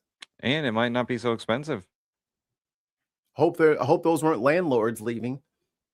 Yellow Bags, I hope I'm saying that right, says, it sounds good, but you can't tax someone because they make more. Taxes and socialism aren't the answer. Higher wages and even taxation is. Huh? See, this is, and I'm glad, Yellow Bags, I hope this gets back to you. Subscribe. So then you know when we address your comment. The problem there is you think, again, that you're on the same level as these people. You don't want 25% tax on you and then 25 on them. That's not enough money to take care of everything that we need. You need to be at 30%. They need to be at 80%. Right. Because they act like it's 80% total off the top, like all the way up, all their dollars get sent. That's not how a graduated tax system works. And that's probably someone else's fault that you never got taught this. Tim, how would you describe, like in 30 seconds, how would you describe how our tiered tax system works? It's a progressive tax system where the more money you make, the higher percentage of tax you pay. So what's the bottom bracket? The bottom bracket's like 16 grand or 6 grand, 10 grand? I don't remember. I think the bottom bracket's actually 30,000. Okay. And then that's a tax rate up until I think about 12%. And then the next one is like 44, 48. Yeah, something like that. We have 5 or 6 tax brackets right now. And then I think the next one's at like 84. And then 122, and then it's like 360. And I think that's it. There's not a ton, right? But the problem with Yellow Bags over here is Yellow Bags is acting like it is equal punishment for these people to pay higher rates when they earn more money. He is forgetting about the simple fact that 20% of his income and 20% of their income has two very different effects on people and two very different lifestyles that people can lead. At 20% taxes, that motherfucker, not only does he not, oh, there we go. Perfect. Not only does he not feel that little bump that you just gave to him, he wouldn't even know unless you told him. And you're over here trying to defend them when that's the way to fund the rest of the shit that they've not been paying on. And this is the tax brackets in America for single taxpayers. And by the way, Americans, this is very low compared to all of our European counterparts. This is dirt cheap taxes. And also way more complicated. Yeah. But anyway. There's a few more comments here. Let's see. Someone replied to Yellow Bag saying the wealthy don't pay their fair share in taxes. There you go. Is true. And that was the last comment. So I just wanted to bring that up. They don't pay what Yellow Bags pay. They don't. Yeah. I just wanted to bring that up because that got a lot of that short got a lot of traffic this morning, and there were a lot of comments that showed up all at once. 53rd floor. Which hedge fund CEO Ken Griffin bought for $238 million. Griffin lives in Miami, CEO of Citadel. And why the fuck does he have the most expensive house in America in New York City? He likes to travel. A hedge fund that employs 2,500 people in New York. In a memo to the staff, the chief operating officer wrote, quote, "It is shameful that he used Ken's name as the example of those who supposedly aren't carrying their... is there someone else who has the most expensive house in America? The bums. Their share. Griffin and the staff paid $2.3 billion in city and state taxes, he said, and Griffin himself directed $650 million in charitable gifts. That's so he could get a fucking tax deduction, bro. Like, I'm sorry, you guys tried to hide your money here and there. We're going to have to start going here and there to get the money. Yeah. You're trying to hide it away. You could just pay. Or you could do charity. Do something that's actually good for the city, and then we won't have to tax your fucking bonus crib. Just pay. Yeah. You like living in New York? You like the atmosphere? You like the vibes? You like the food? You like the... you're going to have to pay. Or take your ass to fucking dry ass, hot ass fucking Texas, swampy ass motherfucking Florida. Go out into the wilderness in South Dakota and hope the bears and the buffalo don't get you. But if you want to be where the action is, you're going to have to pay. Yeah. Point blank. To city institutions that their planned 1,600-foot tower on Park Avenue will create over 20,000 mostly permanent jobs. Then adding, the project, if we move forward, will entail more than $6 billion of spending. Boo-hoo. Griffin is reconsidering. Ooh. Mamdani seems unconcerned. I am Bye. intent, however, on balancing the Take your shit and get out. Call their bluff. Make them leave. Yeah. Florida is about to fucking go through it. They about to have a plague running through that bitch. They done unleashed Pandora's box. Go on down to Florida if you want to. That's a good question too. Jobs for fucking what? Being our butlers. Yeah. You can It's be all- my hand servant. That's all service jobs in the fucking place. Like you're just I'm helping Ma- the city. maintenance workers. Wipe my ass, motherfucker. Yeah. this budget in a Take manner out my that dirty asks the tax. wealthiest and the most profitable corporations to pay that a little bit more so that everyone can afford to live in the city. And that means Ken Griffin, and that means so many others across the city. And that also means those who would love to join us in the city. He said free Mamdani buses, believes he motherfucker. won You, a did he man- stutter? Yeah. Free and fast buses. Y'all are paying. And by the way, you get to use the free bus too, Ken Griffin. Get on the bus, Ken. You don't even got to pay. Just hop on. Oh man, here we go. Chrissy with the facts, with the stats. Fact checker. Fact checker. The figure's man, over. Now at I least can't 5 find the years. button. And it's actually the employers that sit on that have paid. That's it. Paid. Yeah. Mm-hmm. The proposed tax is on homes these people don't live in. Right. Additional homes, not their primary homes. Here we go. dumbass. Yeah. So this is for their bonus houses. This is the bonus house. And the state of Connecticut has enacted something kind of similar, but it's not targeting the rich who own second homes. It's giving tax relief to people who live in their homes. So it's called the homestead exemption, where towns are raising the valuations of properties. But if you live in the home, if this is your first home, you get a tax break to whatever the original valuation was, essentially.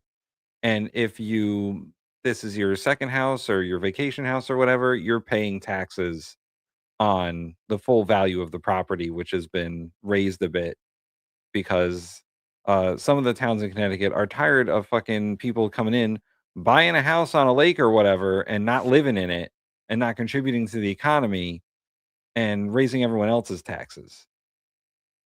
So things like this are starting to happen in other places.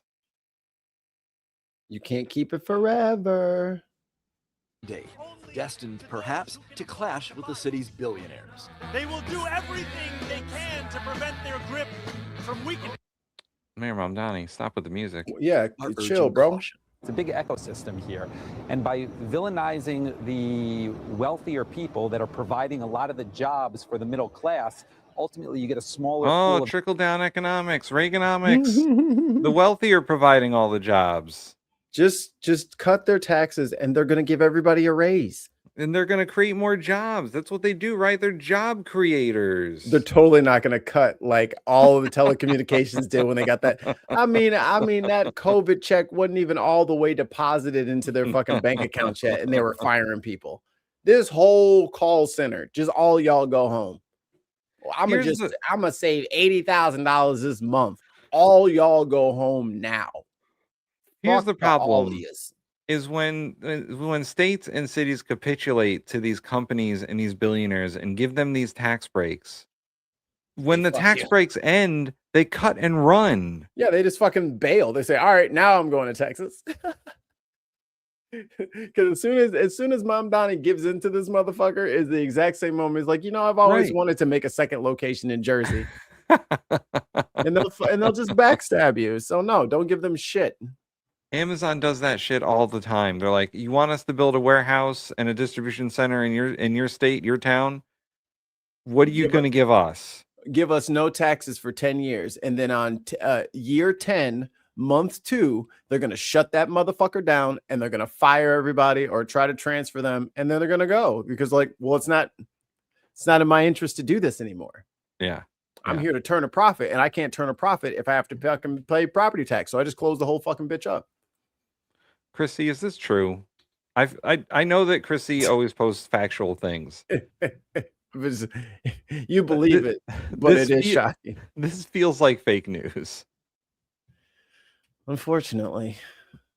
Jobs for the middle class, and then who wins in that environment?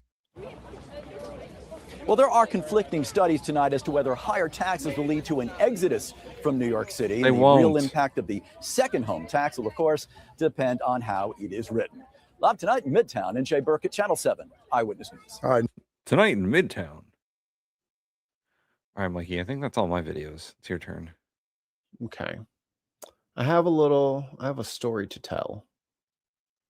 Don't pull mine up yet. I'm not gonna. Don't fucking do it. Well, I'm not. Don't fucking do it. Take this minute to remind everyone to like and subscribe to the show. Hit the button, hit the notification bell. Because all you motherfuckers out there ain't hitting the notification bell. I saw the stats. That is true. You got to like and subscribe. Hit the notification bell. Become a member of the Bindafada. Do it. Ooh, I'm at 1.3 gigs. Let's go ahead and switcheroonie this bad boy. Like he's going to temporarily clone himself. I would never do that. That would be bad. It would be bad, Tim. Oh, God, no. Very bad. In the hell? This one's much better. It's only got 311 megabytes. All right. Present screen. Now, this is just a little trip down memory lane because we're very old. And this saga ages people.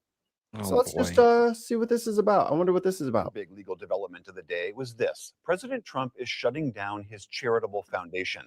This the New York Attorney General is investigating the charity and Trump's children for what's been described as, quote, persistently illegal conduct. That's not right. The Trump kids? The Trump kids. Illegal activity? The Trump kid? The Trumpkins? The Trumpkins. Not the Trumpkins. The Washington Post's David Fahrenthold has been following the money in this case from the very beginning. David, welcome back to the NewsHour. Liberal rag. Liberal rag. The Washington Post. Foundation. Could owned you by just Jeff remind Bezos. us, what is it that the foundation is accused of doing that was illegal? You want to guess? Something stupid. I'm gonna say investing in Polymarket. This is that doesn't exist yet. Oh. What did they do? Oh yeah, they did do something very specific. Did it have to do with veterans?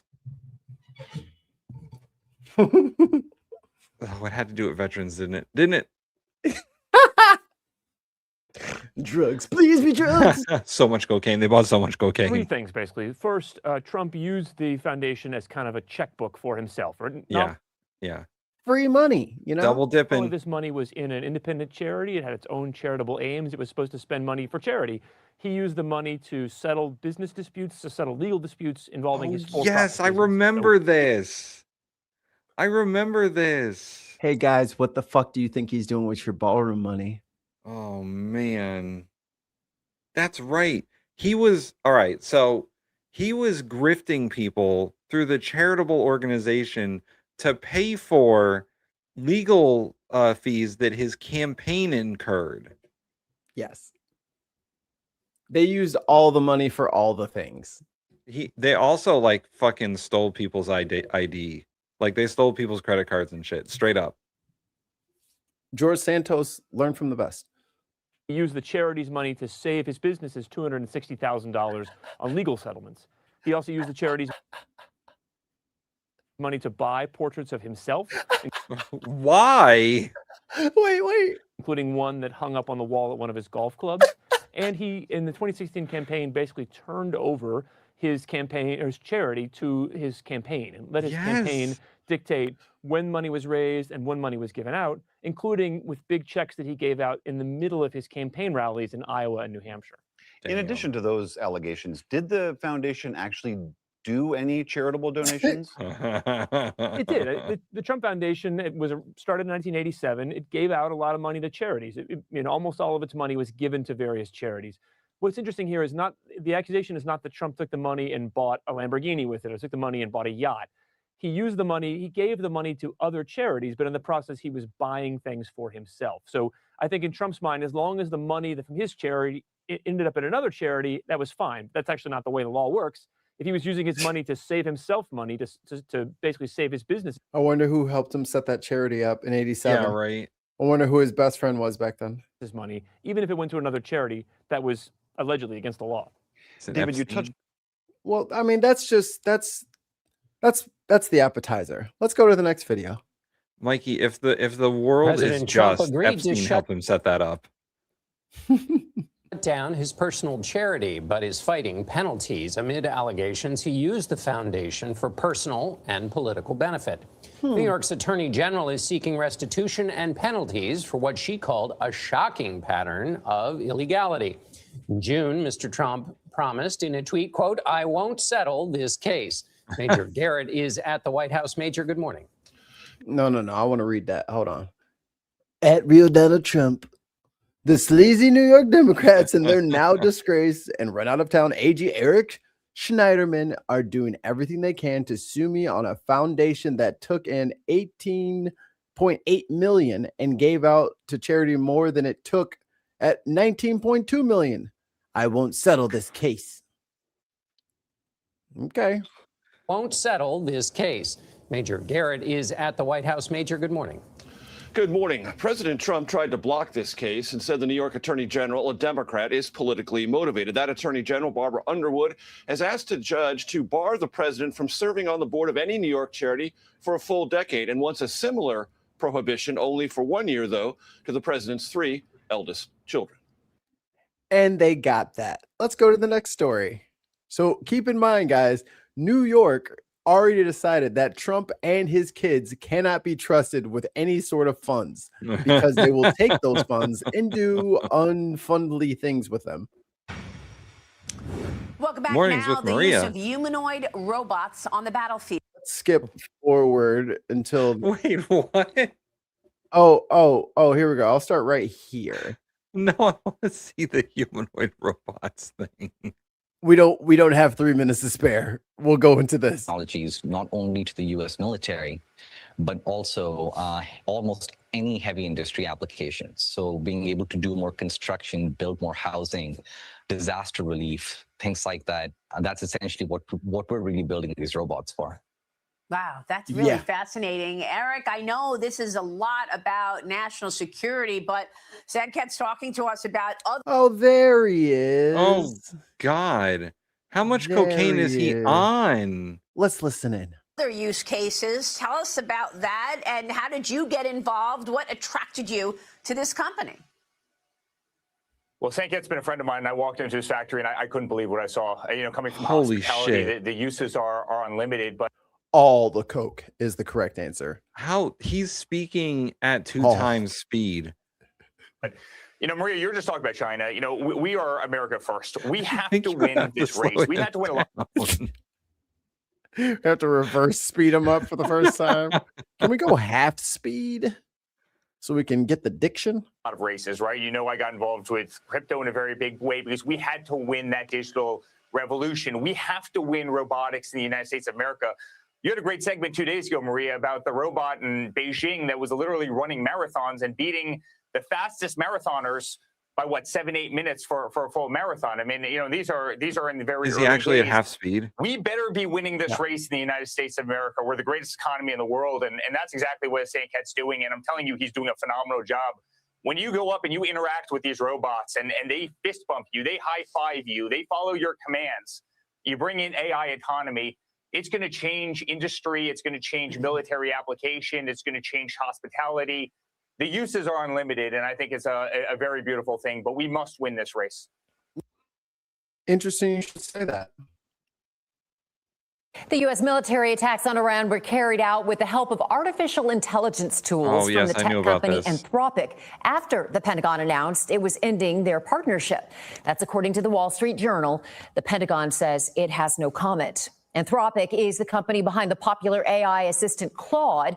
The military used a government version for its intelligence and cyber operations, but decided to give it up after a disagreement with Anthropic over limits on how it could be used. CBS's Jolene Kent spoke exclusively. What do you think those limits are, Tim? Predicting targets for military application, addressing intelligence. Oh, it's way worse than that. Oh no. With the company's CEO before the U.S. launched its attacks on Iran. We sat down with Anthropic CEO Dario Amodei just hours after the Pentagon's deadline to strike a deal with the company over how their AI is deployed by the U.S. military. It's about the principle of standing up for what's right. The Pentagon standing up for what's right. What's wrong? What in heavens could he be talking about? Wants total access without restrictions. Anthropic wants limits on mass surveillance of Americans and fully autonomous weapons. Project Insight wants limits on mass surveillance of Americans and fully autonomous weapons. That's literally the fucking plot of Winter Soldier. They want Terminators. They want helicarriers that can just shoot lasers at any particular people. No, they want to drop metal robots out of planes to go fight wars. But the AI needs to tell the robot how to shoot. Anthropic said, no, you can't use our AI for that. And they said, get the fuck out of the Pentagon. This is so fucking... All right, so the wife and I were having a conversation about this with family members over the weekend. And I just want to say to the AI and robotics people, stop it. Stop it right now. Unplug it. Do you watch science fiction? Have you met people? Any AI robot movie, just pick one. It doesn't matter if it's good or bad. It could be iRobot with Will Smith, or it could be Terminator, or anything. Or Terminator 2. Or Terminator 2, or any of the Terminators, really. Terminator 3 was not bad.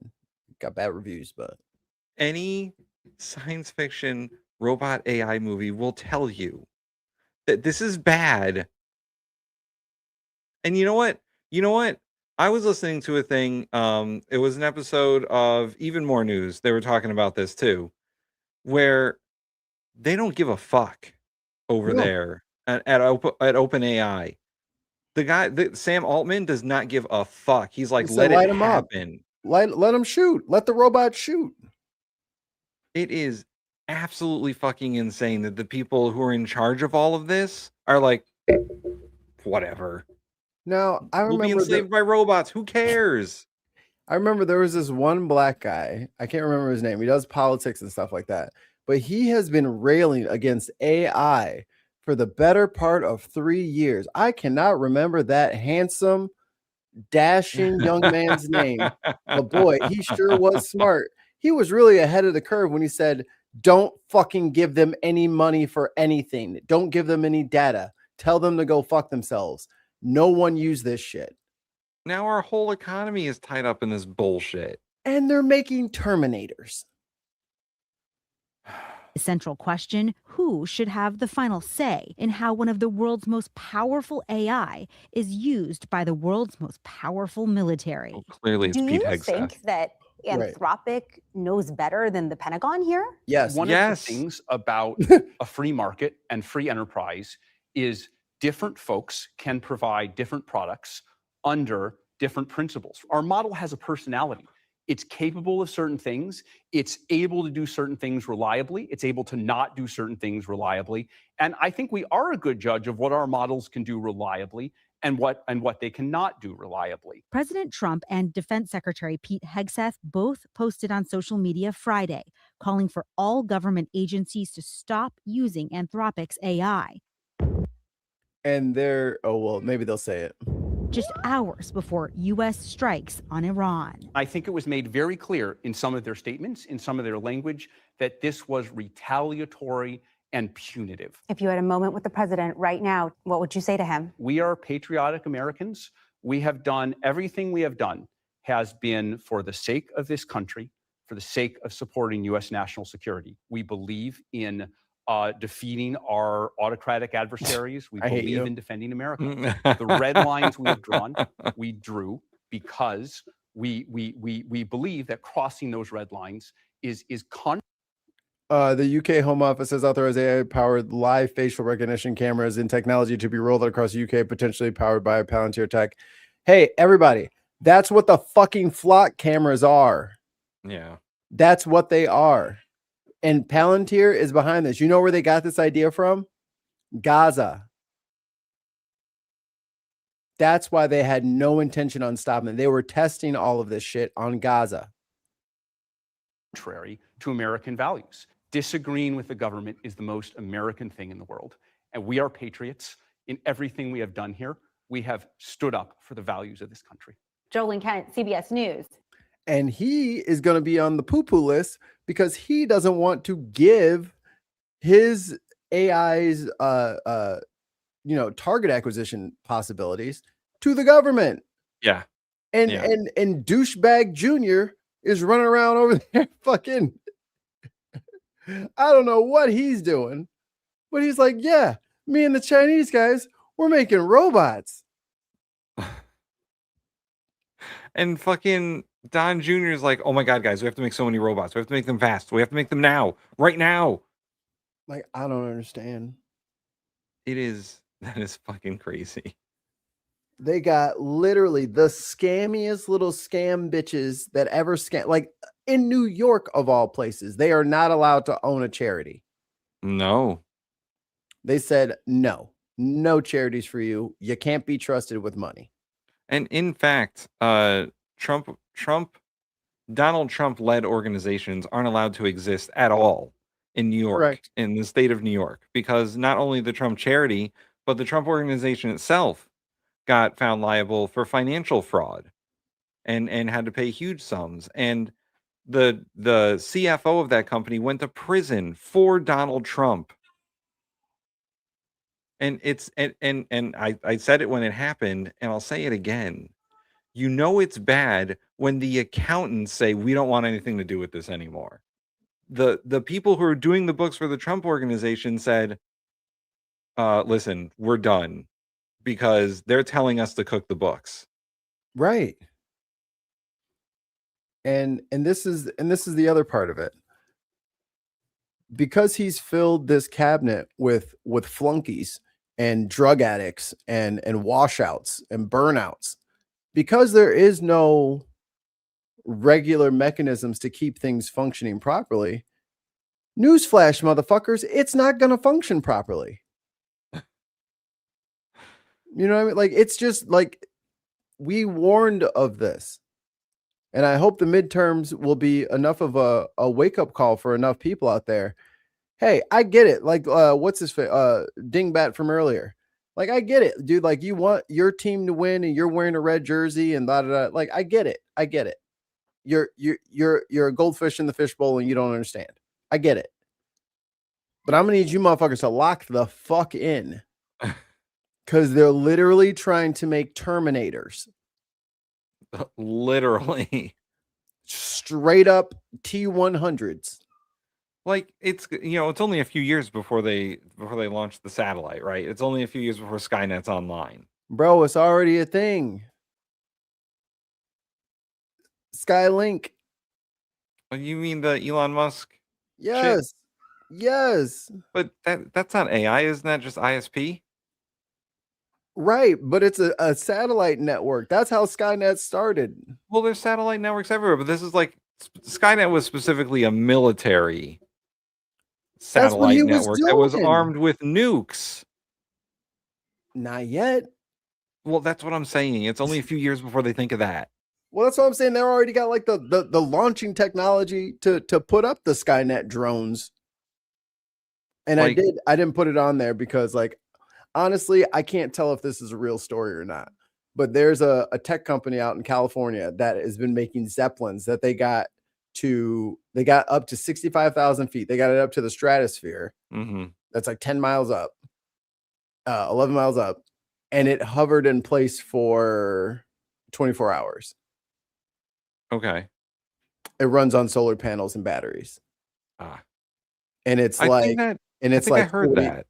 Yeah, I'll pull it up. And it's like 40 yards long. It's like a big Zeppelin. I'm like, oh, so that's where the Skynet goes. Mark will be excited about that. He loves Zeppelins. He is a fan of Zeppelins. I forget who it was. I got Billy says Boston Dynamics. That's the company that creates Skynet. Literally. But it's just, and then people like get all on our case and we love Biden and you guys just want free everything and migrants and fuck all of that for about 20 seconds. These motherfuckers are trying to create Terminators and use Anthropic AI. And Anthropic AI was like, no, you're going to shoot people with it. And the person in charge of this project is Eric fucking Trump. Well, here's the problem with all that. And Anthropic said no, but you know, OpenAI. what's to stop fucking OpenAI from saying yes? They did say yes. Or Google. Yeah, Gemini. Or Amazon. Like, what's to stop AWS from fucking doing that shit? Nothing. There's no oversight over any of this at all. And that's the biggest problem. There's no government agency. There's no government agency set up to deal with this shit. And the one that was set up to deal with this shit, they turned into Doge. Yeah, I'm still waiting on my Doge check. Here we go. It's been a 12-year journey for Sky, a New Mexico-based aerospace company aiming. Okay, tell me this whole beat here doesn't feel like this is a scam and this is vaporware. To redefine what's possible in how we observe the world from above. News 13's Michaela DePauli is in the news spikes with their latest milestone. What you see here is Sky's High Altitude Platform Systems, or HAPS. The company recently demonstrated that its technology is ready to take on some of the world's toughest challenges. Now the training wheels are off. We've graduated from testing. Mikkel Vestager Franzen says he's spent his career building companies focused on human impact, from public health to safe drinking. Oh, I mean, nice little spread there. Human impact just sounds like bombs, right? Right, yeah. Drinking water. Now he's continuing that mission. That looks fake, right? It does look a little fake. Yeah, see, I'm just like, I'm very observant, you know, so when things look a little off, I just kind of, Although, you know, we live in a world where it's really hard to tell sometimes what's fake and what's real.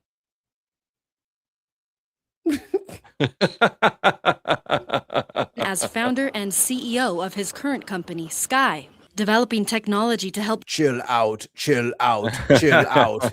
Fight wildfires, track down environmental threats, and connect people around the world to broadband. Now, what a great video. Great B-roll footage. Yeah. Almost too good. Now, an aerospace company that's very focused on climate and helping people be pulled out of poverty through getting them access to the online world, whether that... I mean... I thought Elon was supposed to do that. That's education, health, or markets. He says Sky Does that look real? Yeah, I think you know what it is, and it looks real. However, the shininess of the Zeppelin makes it off-putting. It a makes turning it point seem last not real. month with their test flight, lifting off from. Come on, man! It don't even look real. flight of the navigator shit. Roswell, the airship referred to And it's in Roswell. You know they had the whole hotline going crazy. as the HAPS ascended into the stratosphere, the layer of atmosphere just before space. Weather is good. I already said that. Payload is go. Operated from a control room in New. And it's empty? Yeah, well, why would you have a manned Zeppelin? But They remember the Hindenburg. It's your maiden flight. They remember the Hindenburg. This is the one for the record books, and everybody just went home? Yeah. Seems off, no? No 1,000 cups of coffee all over that desk? New Mexico, the HAPS then traveled to the coast of Brazil, ultimately completing 12 consecutive days in the stratosphere, breaking world records, most significantly its own. In See, that don't look real. And you know what else is crazy? Their channel has like 200 subscribers. They have no flight footage. Chrissy said, I just had a quick look at their website. It appears to be a generic website filled with stock images and AI-generated videos. I'm telling you, I think this is a scam. Well, welcome to Headliners, the conspiracy theory podcast, where we talk about conspiracy theories. I ain't buying it. Sphere, breaking world records, most significantly its own. In 2020. I mean, look at that. What am I looking at here? 2024, the team first proved it was possible for a HAPS to remain at a fixed point at 65,000 feet for over 24 hours. Just keep in mind, that's above where all the jet streams and all that shit are. So it's going past the 200-mile-an-hour winds that we have up there. Right. And the freezing temperatures. And it's some sort of inflatable. I believe they call it a dirigible. Dirigible? A dirigible? We do that in the stratosphere 20 to 30 times closer to the surface of the planet than LEO satellites. And that is what makes our company. Yeah, see, I don't know if I like that. See how they're just floating above like that, lurking. I'm just going to say it's only 2 or 3 steps from that to sky carriers from Winter Soldier. And our technology so incredibly impactful. Vestager Franzen says the data from the test flight is now helping the team refine the endurance of the HAPS in the hopes it can soon operate for potentially years at a time. We can see what I mean, look at the front of it. I don't know. Nobody else can see. We can connect with speeds and capacities that nobody else can. With high-resolution infrared cameras on board, it can deliver real-time, detailed views of what's happening on the ground, allowing capabilities ranging from instantaneous wildfire detection to seeing the rate of methane leak. Okay, so now they can watch my farts from space? Nah, brother. Nah, man. You can watch the methane come out of me? These ranging from instantaneous wildfire detection to seeing the rate of methane leaks from the exact source. Oh, come on. And that certainly allows for, if you're the government, an entirely new version of reinforcement. But if you're the private sector, we can offer operational input. So what's in the near future for Sky? Our first flight for mobile broadband is for Japan. Our second flight for mobile broadband is to Peru. We have a lot of traction in Latin America. Vestager Franzen says Latin American countries have already requested a significant number of airships from Sky. He adds the company's hiring at least 50 people a year, and their next priority is building assembly and launch facilities in Moriarty. Back to you. All right, cool stuff. Thank you. I don't know if I'm sold on this. And one more sciencey bit of information. I didn't pull the thing because it was like a 47-minute live stream. On the Vera C. Rubin telescope or observatory on their channel. If you guys will remember, that's the super awesome, amazing telescope that's up on top of the Atacama Desert in Chile. That is pretty much video recording everything. So we're going to have a pretty sophisticated catalog in about 10 years or 9 years now when it's finished. It is mapping everything it can see. But they just announced that if you are an amateur astronomer, and you know the coordinates of something, you can put in a request to go take a look at something. And they will go take a look with the super cool telescope. The website is verarubinobservatory.org, I believe. So you can head on over there. And if you know the exact coordinates of a supernova that's about to go off, I don't need to know how you know that. But if you want to get a really cool picture of it, you can let them know, and they will turn the telescope and go look. Ooh. Which is and then cool. Whatever they discover, they can name after you. That's right. The Mikey famine. The famine cluster. The famine cluster. I mean, we could all have like probably 1,000 galaxies named after us, and we wouldn't run out. The Mikey famine near Earth asteroid. Can we do a Mikey Star stream and let Tim cut the grass? I'm with it. Yeah, you can get Landon. You and Landon do a science thing. Okay, I just looked at the Google Maps. Their hangar doesn't look anything like the hangar in the video. See, that's what I'm saying. I think this is vaporware. It could be. Then why is the news buying into it? Because the news is very stupid. And then if you pay the news, you do your segment. That's true. That's true. Especially if it's like local news. They need that kind of money. They ain't got money coming in. Homeboy came in with his own press kit. Yeah. He got all his own B-roll to play everything. Easy segment for them. Easy. But yeah, I'm not sold. And just like those guys were talking about how Zeppelins could be the next way to move freight around the fucking country. I'm like, are you fucking stupid? Oh, it's good. And then I'm like, okay, first of all, you have to pick it up. And then that's gonna lower you. Yeah. And then you're gonna have to get higher, which means you need to add helium. Yes. Or whichever lifting gas you're lighter than air gas you're using. Okay, so how you put it down? Let it out. Lower yourself down by letting it out, and then what? Fill it back up. Come on, man. All right, And Mikey. and also, what happens if the motherfucker breaks down? 20,000 feet up in the air, and there's just a fucking Connex container, a shipping crate, falling to the fucking earth. Don't be underneath, I guess. Just don't get smushed. Because whose house can't withstand, a 30-ton fucking box made out of steel landing on their roof? Yeah, fuck that. Oh, yeah, it is time. It is time. Civics time. It's civics time on the bin. Got your Sponsored data, by dumbass. Got your amendments, dumbass. Sponsored by Viper Scott. All right.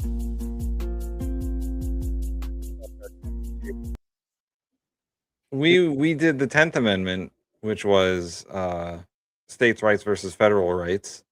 Now we're going to do the 9th Amendment to the U.S. Constitution. Yay! Yay! This is one of the first 10 amendments, which is known as the Bill of Rights. It was ratified with the Constitution in 1791. It is the enumerated rights in the Constitution of certain rights shall not be construed to deny or disparage others retained by the people.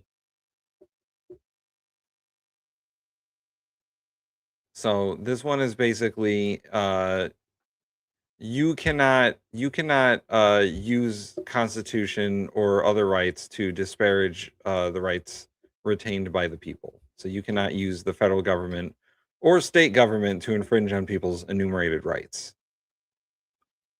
But I would like to make a new amendment saying that all other amendments are null and void. Exactly. You can't go around doing that shit. If people get rights in the Constitution or in the Bill of Rights, I will take them. You cannot get rid of those. You cannot disparage them. That's not fair. I want to oppress people, and you're taking that ability away from me. The short but simple. Pretty effective though. The 8th Amendment. Also signed into Law 1791. Excessive bail shall not be required, nor excessive fines imposed, nor cruel and unusual punishments inflicted. Except for the firing squads that were starting back up. Yeah, except for that. And so this one is often used for capital punishment cases on whether the death penalty is cruel and unusual, and certain kinds of execution are cruel and unusual. And also this keeps the bail system somewhat regulated, but not entirely. There is still a lot of fuckery in the bail system. Oh, for sure. But two people, identical crimes. One can be $100 and the other one can be $100,000, and they're Right. both perfectly valid. Right. Same crime, two different judges, two different decisions. Yeah, unfortunately, the state still gets to decide what excessive bail is. Right. And a judge. They're not corruptible. And it's the same thing with like excessive fines imposed. Like you're not allowed to charge $3,000 for a speeding ticket or whatever. Like $100 million because you let your meter run out. Yeah. And now you're our bitch.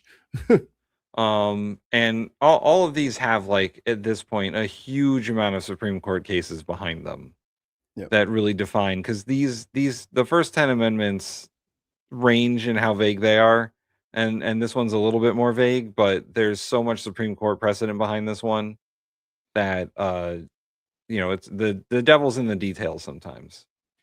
And the Eighth Amendment is why the soldiers at Abu Ghraib got court-martialed. Yes. Because it does not matter if you don't like them and they're Muslims and they're from Afghanistan and you just want to get revenge on them. You have it. The Constitution applies to all peoples on U.S. soil, not just citizens, not just passersby. Everybody who is on this ground, including a military base in Cuba, has these rights. You cannot torture people. You cannot waterboard people. You have to treat prisoners with a certain level of dignity and respect. That's just what it is. And I know a lot of people are like, oh, well, let prisoners starve. Well, I hope you never get fucking accused of anything you didn't do. Right. And this prevents people from actually doing that.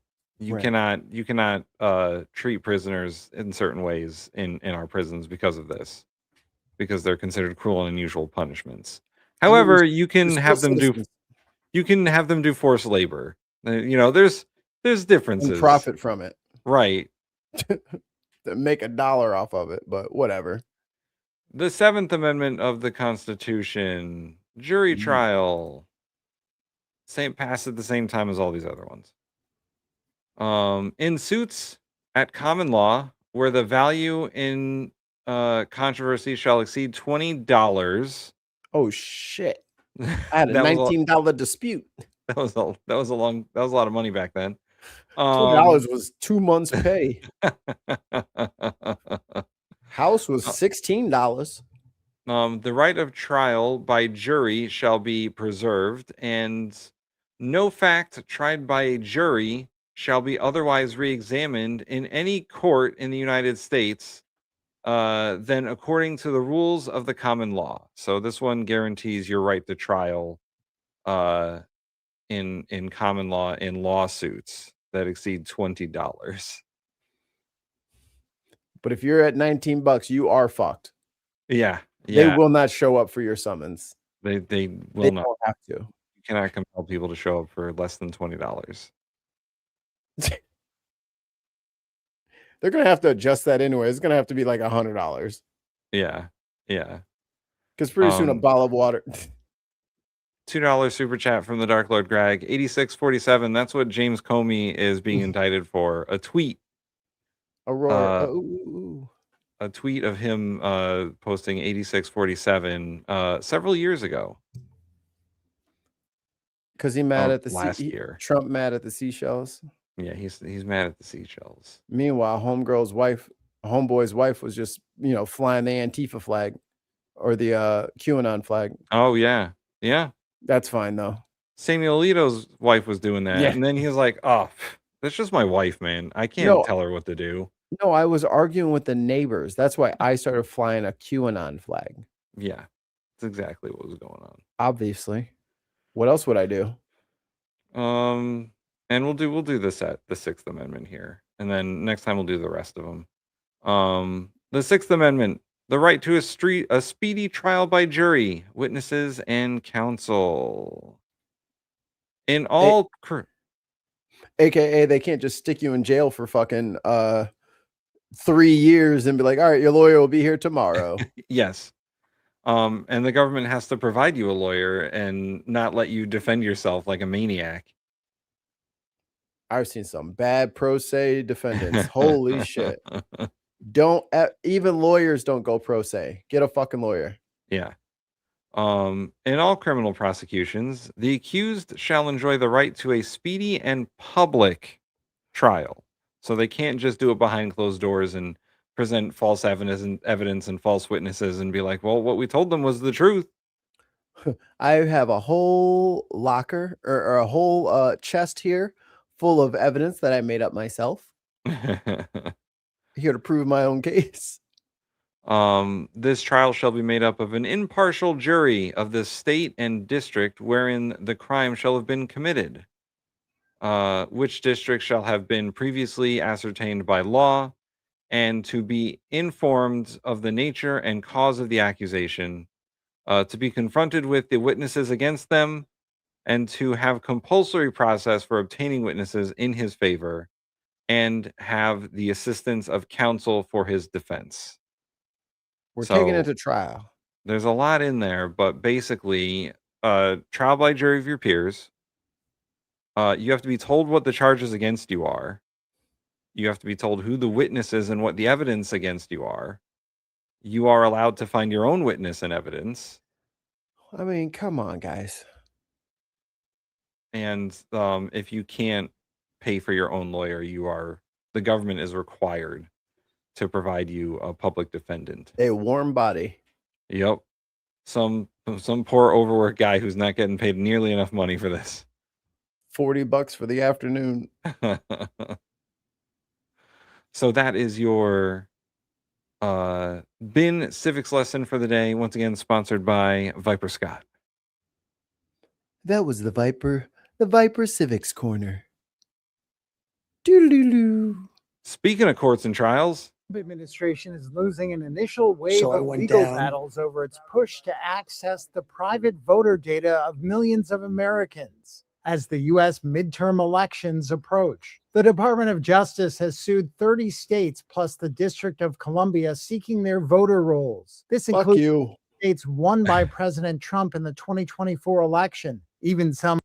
I wonder, which states are they? So the states in the yellow are the ones they're suing. I wonder which way most of those states voted last time. Tie or blue. Yeah, it's so weird that like Florida and Texas and Louisiana and North Carolina and all these other states and Alaska are fucking left out of this. They don't want those voter rolls. It's weird.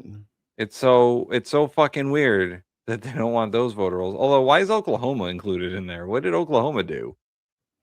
When sweeping down the plane, I think.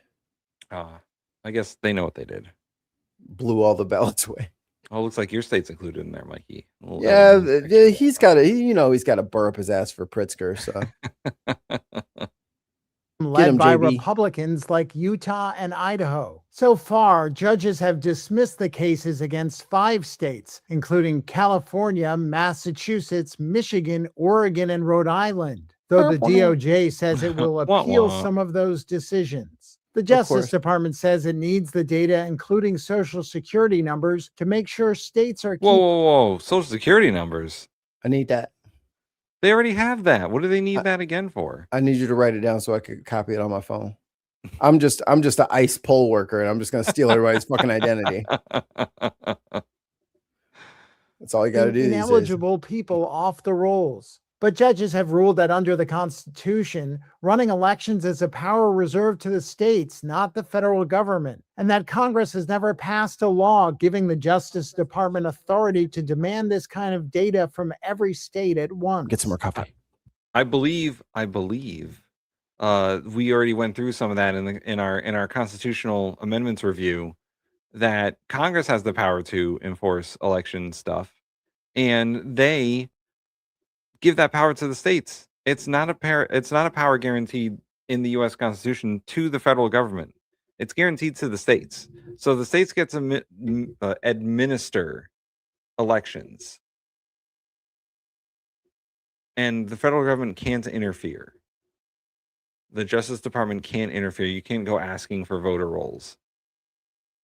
Teresa Lee is a senior staff attorney with the ACLU's Voting Rights Project. Never has the DOJ undertaken this nationwide effort to federalize that aspect of election administration. Never. The Justice Department did not respond to a request for comment. The White House issued a statement to Reuters that says, in part, President Trump is committed to ensuring that Americans have full confidence in the administration of elections. And that includes totally accurate and up-to-date voter rolls free of errors and unlawfully registered non-citizen voters. That doesn't exist. It doesn't exist.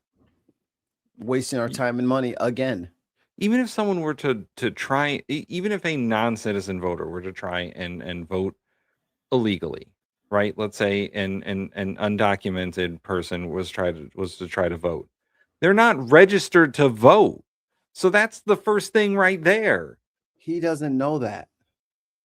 As long as they can check your registration with your address and say, oh, you're registered in this district to vote, then like 99% of the problem is solved right there.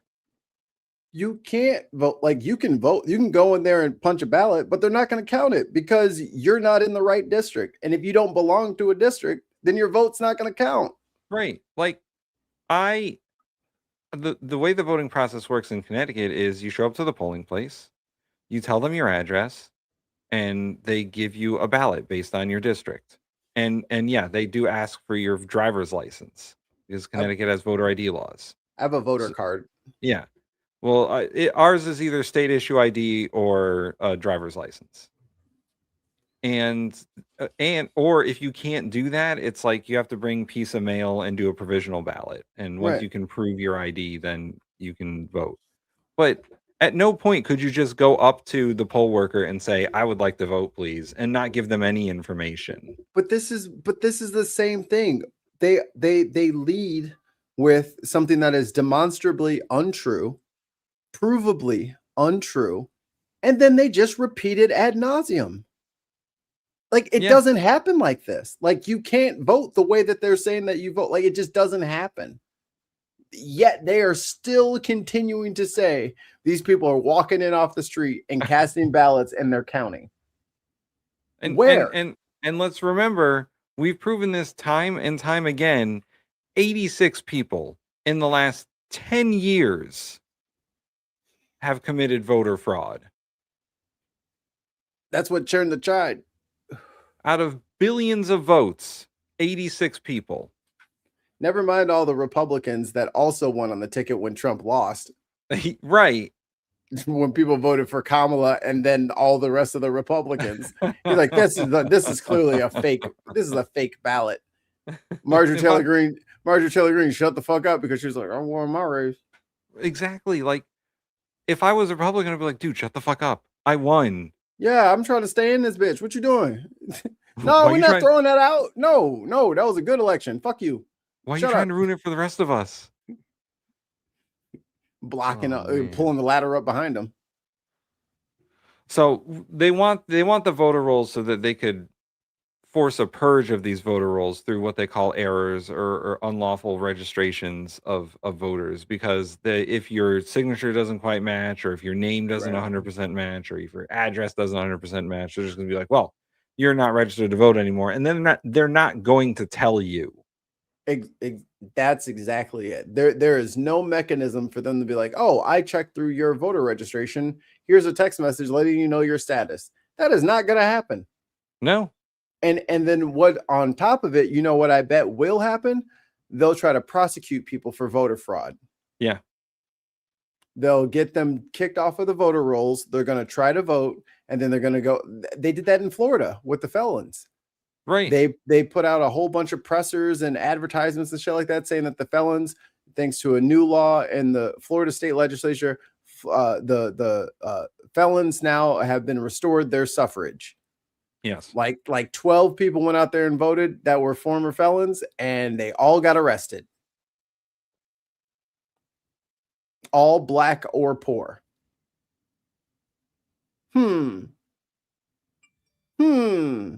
I wonder why they want to disenfranchise those people. Oh, did you just commit a felony?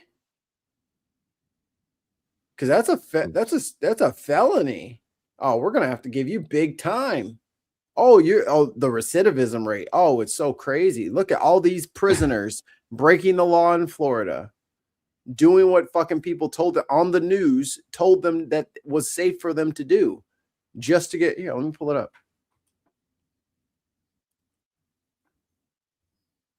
Because everyone acts like it's going to be this big Florida felon voters. It's probably from like 7 years ago. I don't think it's quite what Chrissy is saying. It's not like non-American sounding names, but if your name doesn't match your birth name in any way, you will be purged from voter rolls. Oh, they're going for the Martinez's. Oh yeah. But like if it's misspelled or it's, if you're a female and you have the different last name because you got married, like that's all in the SAVE Act. That's in the SAVE Act. That's what they want. They want to be able to take people off of the voter rolls, and they don't know that it's going to hurt their own voters. Like all this shit is going to hurt their voters. Who do you think is going to be more likely to have all their ID? Oh, wait, I got it. I got you. Hey, check this out. This is from 7 years ago. Oh, what the hell? What the heezy? What in the hell? What the deuce? What in the hell? November ballot, News 6. This is from January 8th, 2019. Developing tonight, thousands of convicted felons across the state now have their voting rights restored. Yeah, 5 million people supported Amendment 4 on the November ballot. News 6's Jerry Askin is live at the Lake County Supervisor of Elections office in Tavares. All new at 5 now. Jerry, one supervisor of elections is saying these new voters may want to wait before they register. Matt and Lisa, yes, here in Lake County, Alan Hayes, who runs elections here, is saying it's simply too soon to say what actually would happen. And he's also, especially with all those big changes today in Tallahassee, he's also waiting to see how the state will move forward in defining who's cleared to vote. Meanwhile, today meant so much for so many convicted felons, so many happy to finally be able to sign this form. Many walked inside elections offices like this one today, finally getting their chance to register to vote. Today made for an emotional day for thousands of convicted felons all across the state, including right here in Central Florida. Lots of tears. Stop being happy. Tonight, no more happiness for any of you. It's done. It's over now. I'm taking it away from you. Now, that was 7 years ago. Now let's go to the clip from 4 years ago. Oh, where'd it go?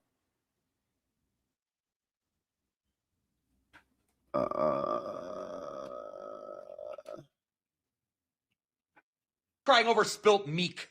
Here we go. 3 years Body ago. cam footage has been released showing multiple arrests for voter fraud charges in Florida.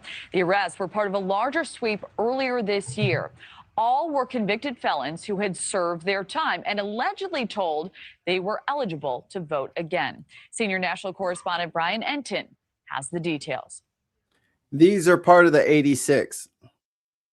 Kelly, we have known about these arrests since August, but this is our first time seeing the body camera video, and the suspects certainly appear to be shocked when the police show up and say they're going to jail. I guess you have a warrant? For what?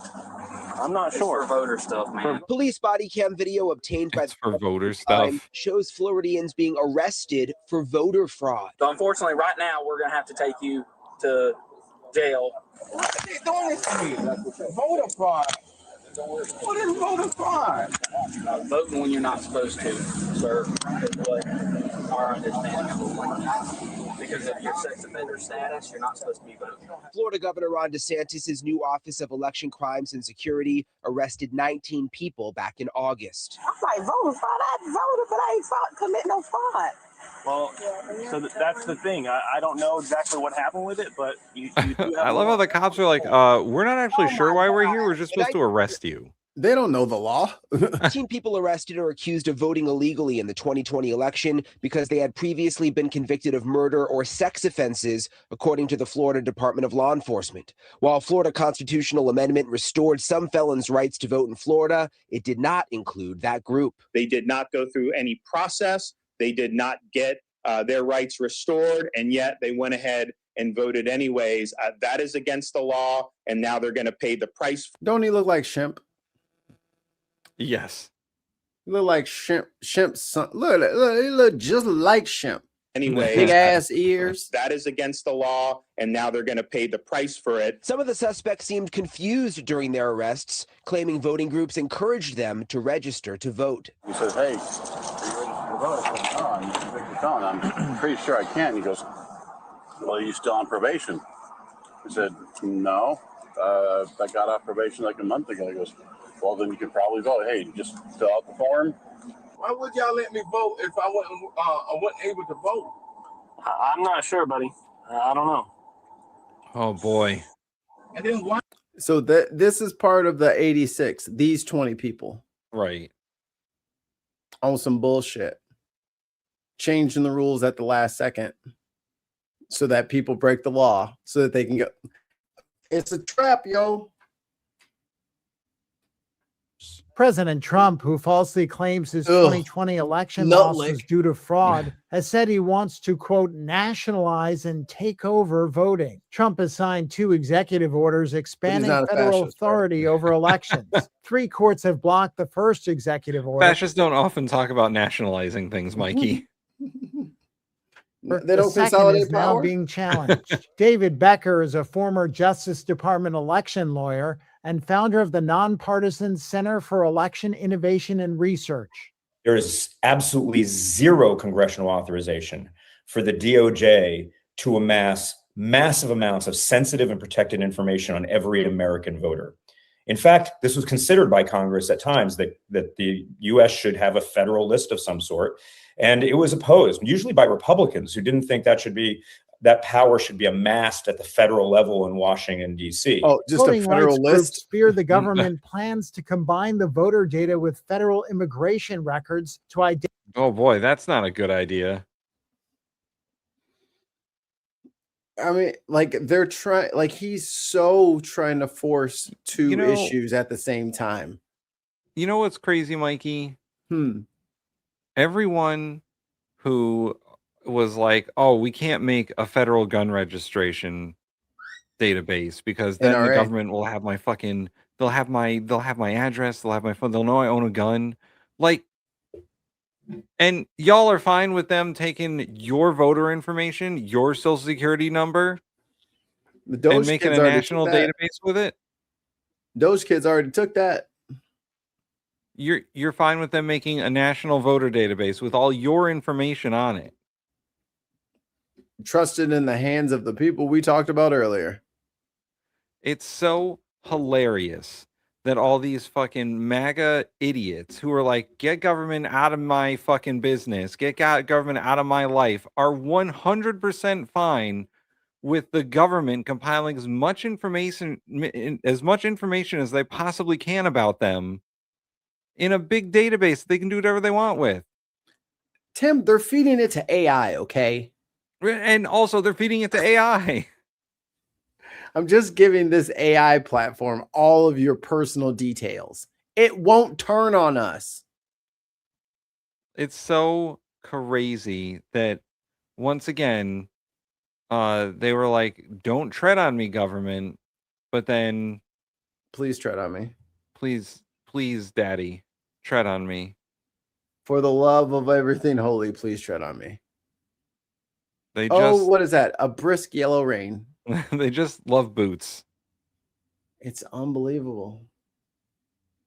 But we're the crazy ones. We're the alarmists.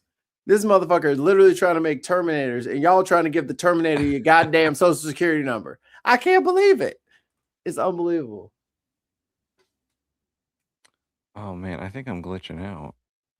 I can see you. Not quite. I can. Okay.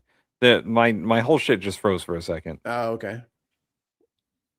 Identify That's and a remove long people video. it suspects are not citizens. But those federal databases may be outdated and could flag naturalized citizens or others who are lawfully registered. care. Renata They don't O'Donnell care. is senior legal counsel at the Campaign Legal Center, which is representing voting rights groups in several of these cases. People who are lawfully registered to vote and people who should lawfully be able to access the franchise are going to be disenfranchised because of stale and outdated data. The Justice Department has denied in court that it is building a national voter database, but it has acknowledged it could share the data with other government agencies, including the Department of Homeland Security, which... Yeah, that's the agency that I want having all my information, Homeland Security. Don't worry about it, Tim. They can't read. Our information is safe at DHS. Can't nobody read over there. So handles immigration enforcement. Becker says the government's own statements contradict its denials. They've admitted they're putting all of this data together into a single place. I don't know what that is if it's not a national database. The DOJ has said it is prepared to take the case to the Supreme Court if necessary. Oh, Senator Murphy? I didn't mean to click on that, but here we are. And this is why you have to stack the court. Yeah. Yeah. And this is why. Insane in the word. Yeah, I did see that, sweet. Rest in peace, Jenny. Poor girl. She's one of our friends from the atheist community. Oh. Hey, Dave. You can't have a national gun ownership register, but you can have a sex offender register. Please run that by me again. In some states, those sex offenders can have guns. Because why not? Yeah, in some states, you can just have a gun no matter what. No questions asked. Here's your gun. In fact, I'm pretty sure in Texas, they hand you a gun when you walk into the state. At the border, there's a guy. Yeah. He hands it to you, he's like, you're probably going to need this. Oh, yeah. Hold on. The king's talking to Congress. What? Who's king?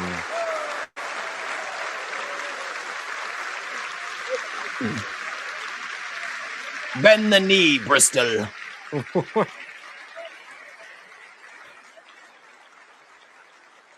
Why is the king there? Wait.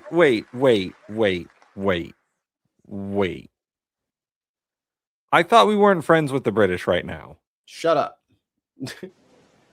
We have made up, or the king's about to drop a hammer on us. Mr. Vice President, Mr. Speaker, members of Congress, representatives of the American people. I rule across you all now. States, territories, cities, Your king and has returned. I would like Acknowledge me. Pulls out his fucking cape and shit, puts the hat on.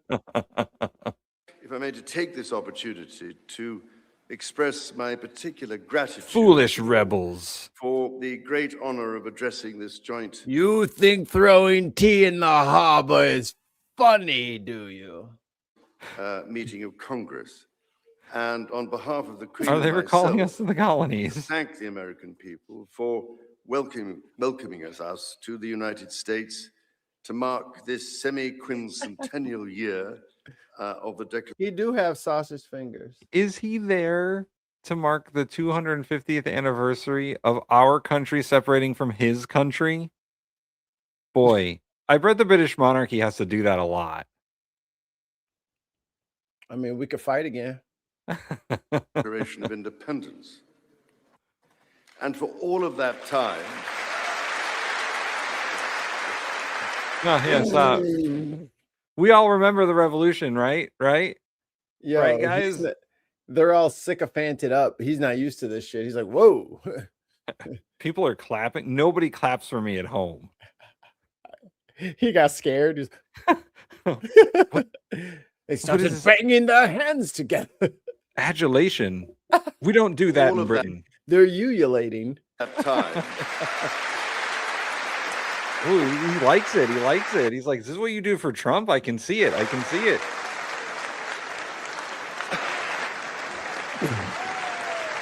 He's used to everybody hating him.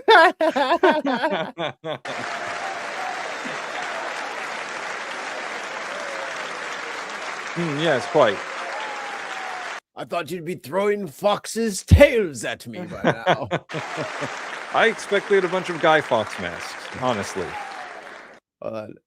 Christie's got to laugh with us. Is this where King Charles tells Congress that the bunch of inept idiots and the British is taking back control, that you will drive the left-hand side of the road, use the pound, use the metric system, and spell color with a U?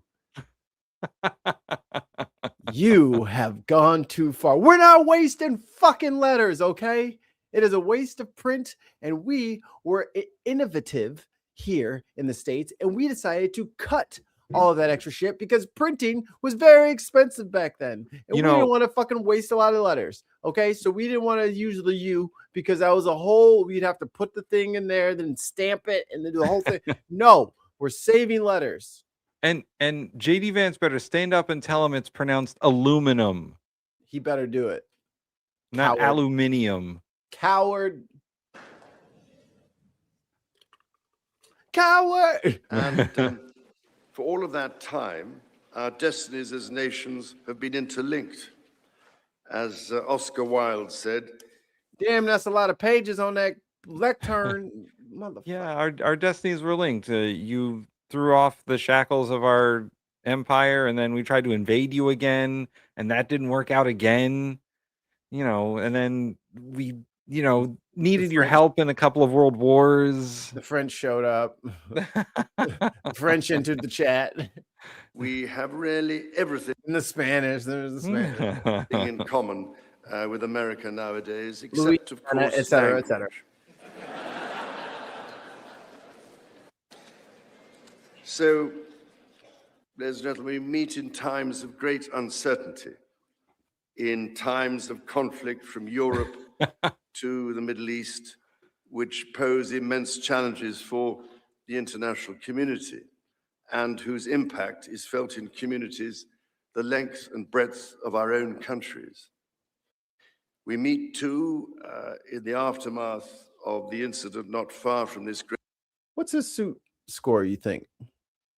Oh, that's pretty good. I'd give it an 8 out of 10. Yeah. Forgive. A single Windsor? I mean, with the cut of the suit, it's kind of wide. Doesn't he live in Windsor Castle? And you got a single Windsor knot on the tie, guy? Come on, man. You at least need to double Windsor that shit.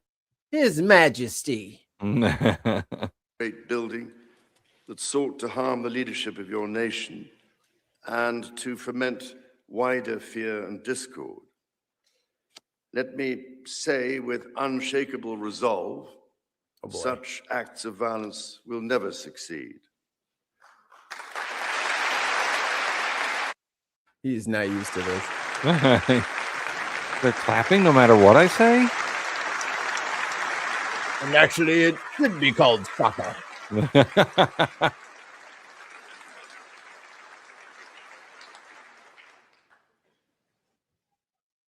Whatever our differences, whatever disagreements we may have, we stand united in our commitment to uphold democracy. Oh, 100% he throws Keir Starmer into the bus. Oh, 1,000%. He is, but I just realized what was happening right now. I was like, what is he lining this? Oh, for the, yeah. Yeah. To protect all our people from harm and to salute the courage of those who daily risk their lives in the service of our countries. Standing here today, it is hard not to feel the weight of history on my shoulder because the modern big ass blazer relationship between our two nations and our own peoples spans not merely 250 years, but over 4 centuries. It is extraordinary to think that I am the 19th in our line of sovereigns to study with daily. Yeah, we just got it. He's thinking, fuck, they clap for everything. This is gonna take a fucking day. You got like 19 single sheets of paper up there. We're gonna be here for a minute. And he's like 100 billion years old. Like, he can't be up there forever. He was alive for the third king. He's just been waiting. Attention, the affairs of America.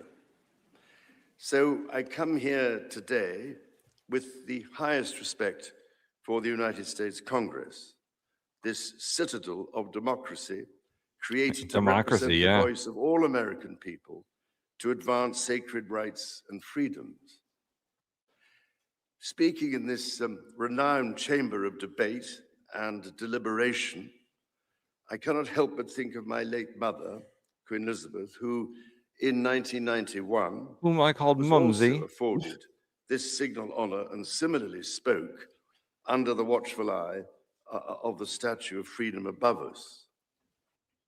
Today, I am here on this great occasion in the life of our nations to express the highest regard and friendship of the British people to the people of the United States. They don't want it. Now, as you may know, when I address my own parliament at Westminster, we still follow an age-old tradition and take a member of parliament hostage. Holding. Wait, do they? He doesn't sound like he's joking. British people in the chat, is this true? Y'all just be stealing folks. Y'all just be taking people hostage? Fucking Trumpian ass motherfuckers. Can't just Maduro all your problems away. We do it as a joke. We strip him naked. Him or tie him up. Lock him out of his own house. Until I am safely returned. We remove his garments, take his keys, lock the door, throw them through a window on the 3rd floor. Oh my God, they do that.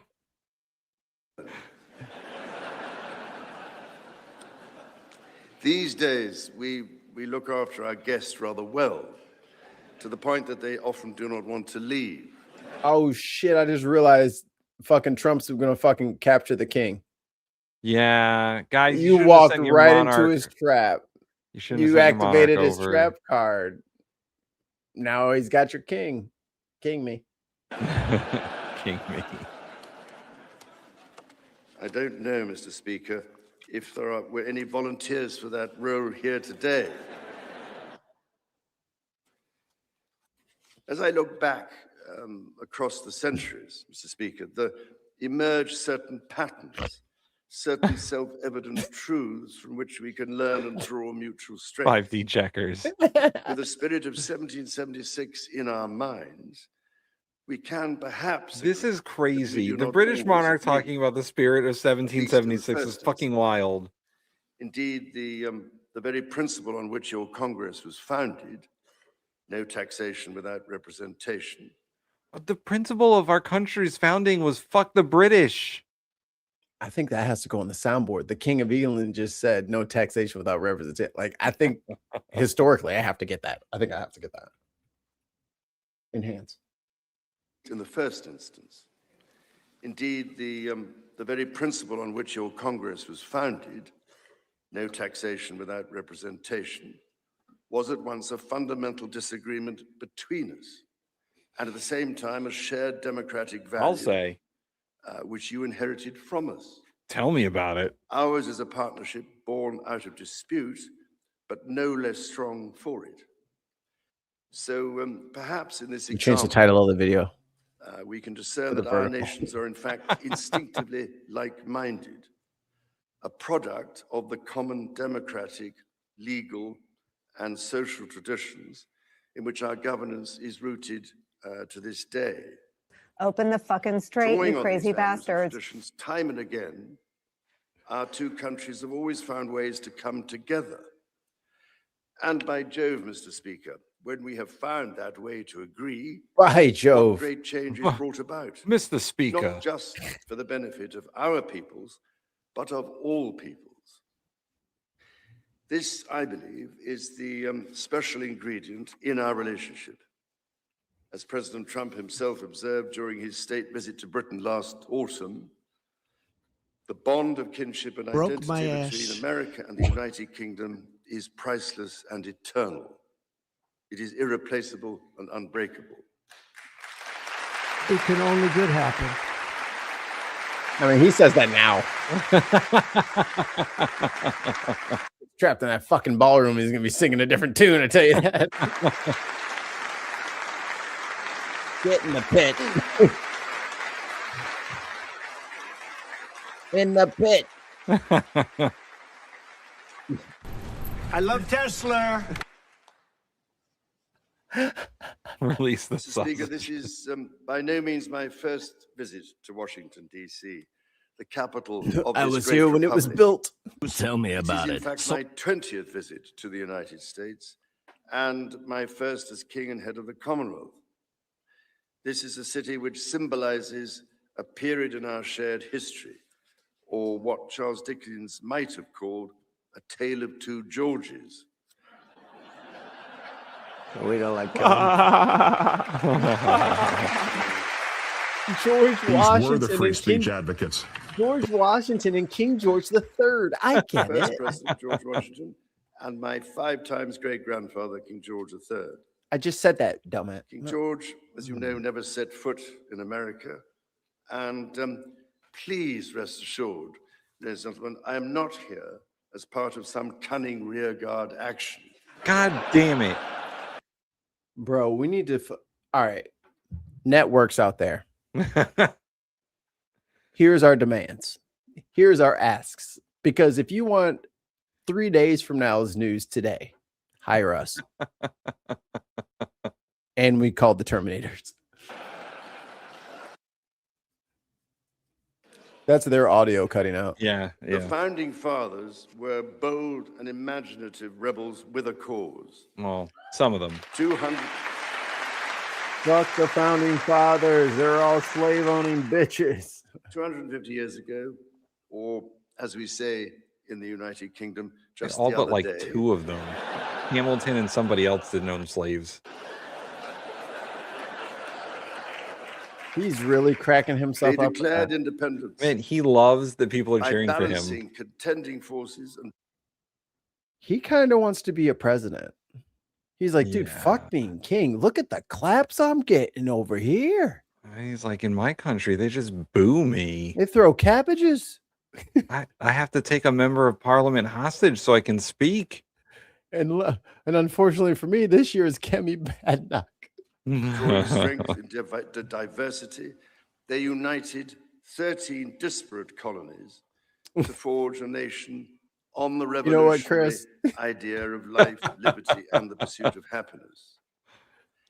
They carried with them and It's like someone pickpocketed us and they opened our wallet, saw that there was so little in there, and just snuck it back, put an extra $1 in there for us. carried forward the great inheritance of the British Enlightenment, as well as the ideals which had an even deeper Thomas Paine history was the other one. in English common yes. law and Magna Carta. Quiet in the chambers, please. Quiet in the chambers. You sat on that. You sat on that. These roots run deep, and they are still vital. Our Declaration of Rights of 1689 was not only the foundation of our constitutional You know what? You could do a lot of damage to your rotator cuff with a cabbage. Turnip is better. Yeah. Nice and baseball shaped. monarchy, but also provided the source of so many of the principles reiterated Turnips in often the chat. verbatim in the American Bill of Rights of 1791. That should be our boo inside And joke. those Turnips. roots go even further back in history.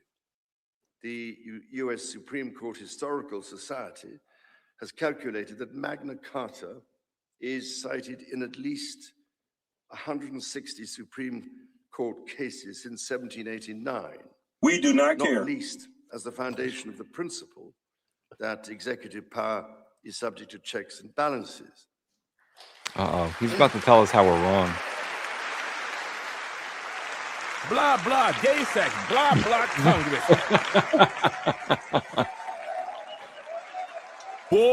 Boring, Huey.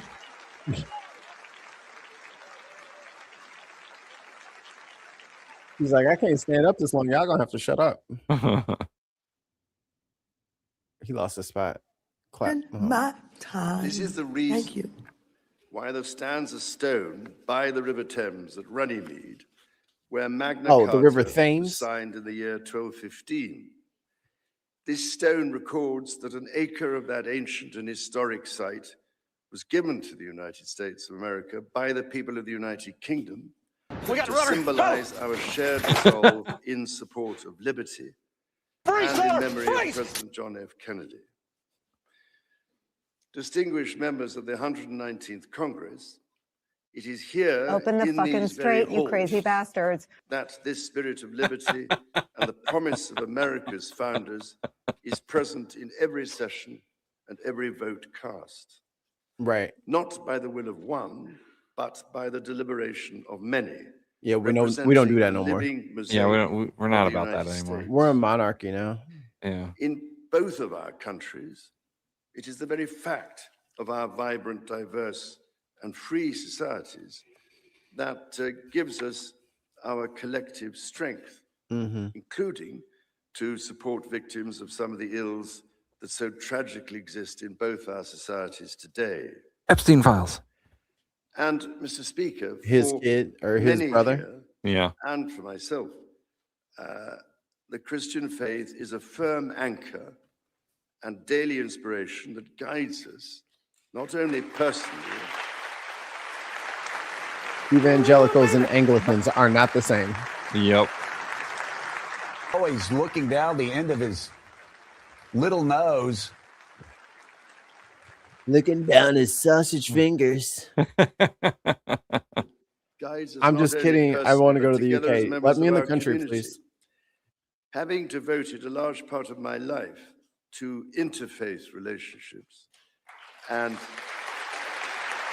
who claps for that? And greater understanding, it is that faith in the triumph of light over darkness, which I have found. I literally have no idea what the hell he's talking about. Through it, I am inspired by the profound respect that develops as people of different faiths grow in their understanding of each other. That's right. I love how fucking square it is.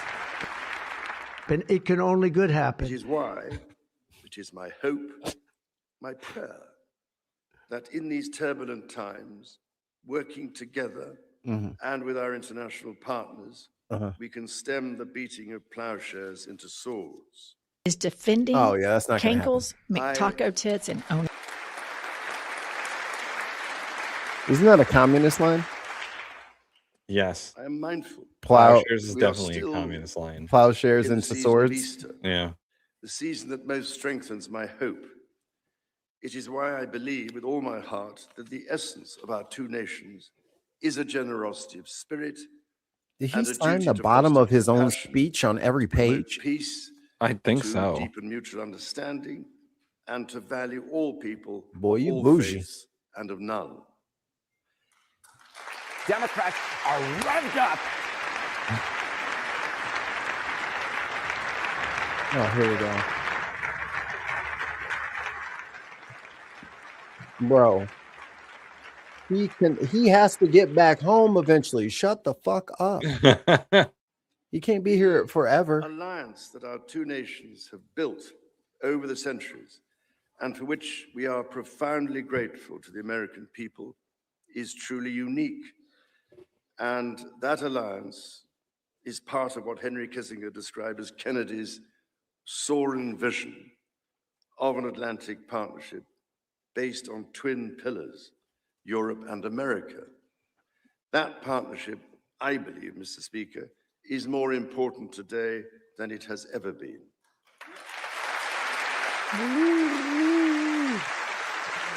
Tide goes in, tide goes out. You can't explain that. The first reigning British sovereign to set foot in America was my grandfather, King George VI. He visited in 1939 with my Nobody beloved grandmother, cares. Queen Elizabeth, the Queen Mother. The forces of fascism in Europe were on the march. Sometime before the United States joined us in the defense of freedom, our shared values prevailed. Today, Until them Vikings we showed find up. ourselves in a new era, but those That's values the Northumbria. remain. I'll take that. It is an era that is in many ways more volatile and more dangerous than the world to which my late mother spoke in this chamber in 1991. She was challenges we 105 back face then. are too great for any one nation to bear alone. But in this unpredictable environment, our alliance cannot rest on past achievements or assume that foundational principles simply endure. As my Prime Minister said last month, ours is an indispensable partnership. We must not disregard everything that has sustained us for the last 80 years. I'm talking to you. Instead, we must build on it.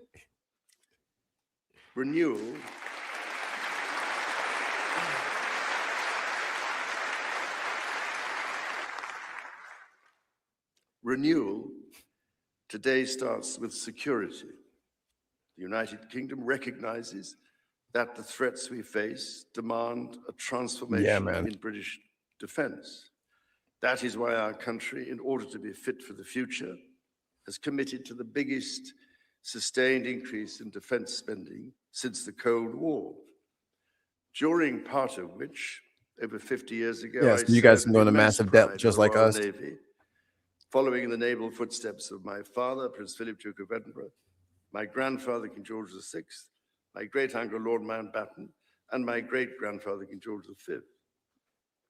This year, of course, also marks the 25th anniversary of 9/11. This atrocity was a defining moment for America, and your pain and shock were felt around the whole world. Definitely so. During my visit to New York, my wife and I will again pay our respects to the victims, the families, and the bravery shown in the face of terrible loss. We stood with you then, and we stand with you now in solemn remembrance of a day that shall never be forgotten.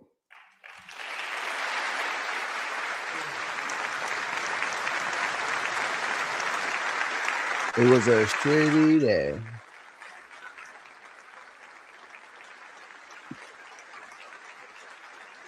And we have no defenses as we had set up before. All of our defenses are down right now. In the immediate aftermath of 9/11, when NATO invoked Article 5 for the first time, and the United Nations Security Council was united in the face of terror, we answered the call together, as our people have done so for more than a century, shoulder to shoulder through 2 world wars, the Cold War, Afghanistan, and moments that have defined our shared security. Today, Mr. Speaker, that same unyielding resolve is needed for the defense of Ukraine and her most courageous people. Well, you're going to have to get rid of Elon. Elon's working for China and for Russia.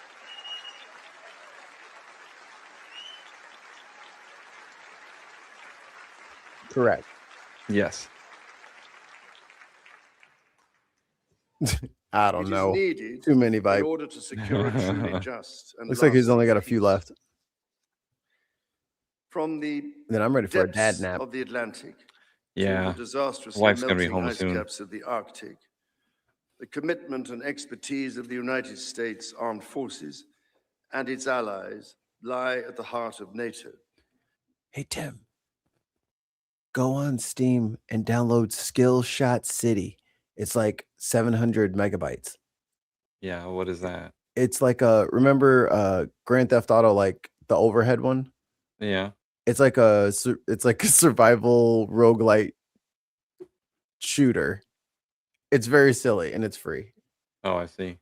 pledged to each other's defense, protecting our citizens and interests, keeping North Americans and Europeans safe from our common adversaries. Our defense, intelligence, and security ties are hardwired together through relationships measured not in years, but in decades. Today, thousands of U.S. service personnel, there you go, defense officials and their families are stationed in the United Kingdom, as British personnel serve with equal pride across 30 American states. We are building F-35s together. We do not care. Agreed the most ambitious submarine program in history, AUKUS.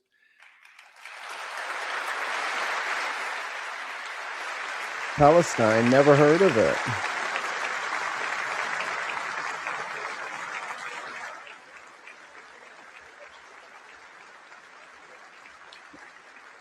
I got you, Wishaza.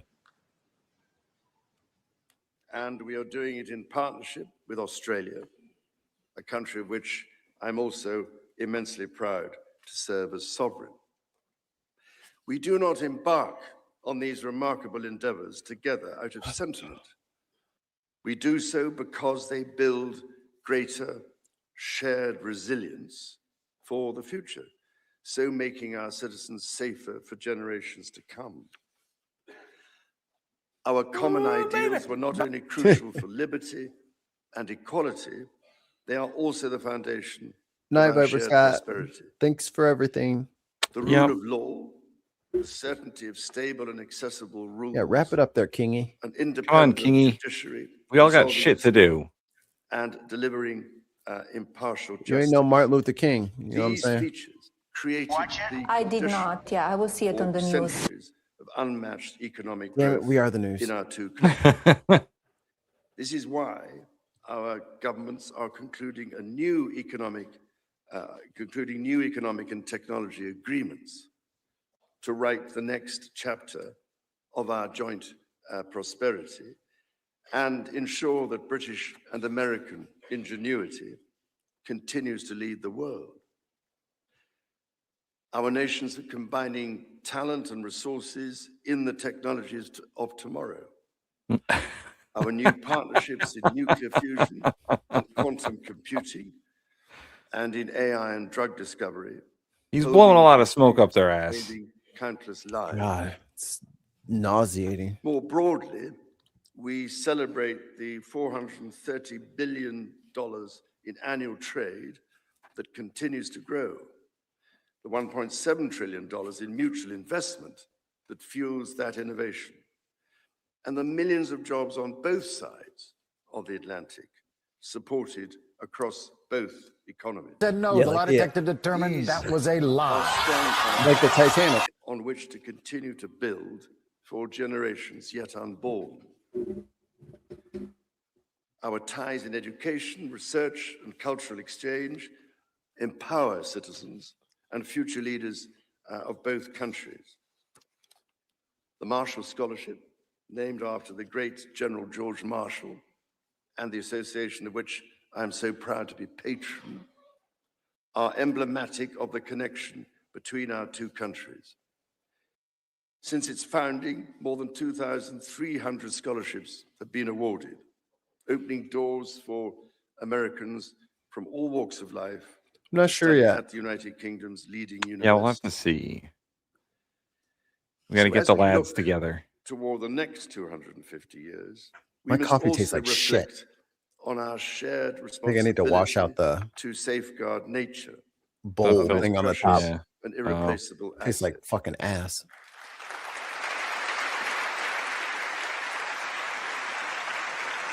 My time. You don't get to talk. Lumber is at a 5-year low, Congressman. Reclaiming my time.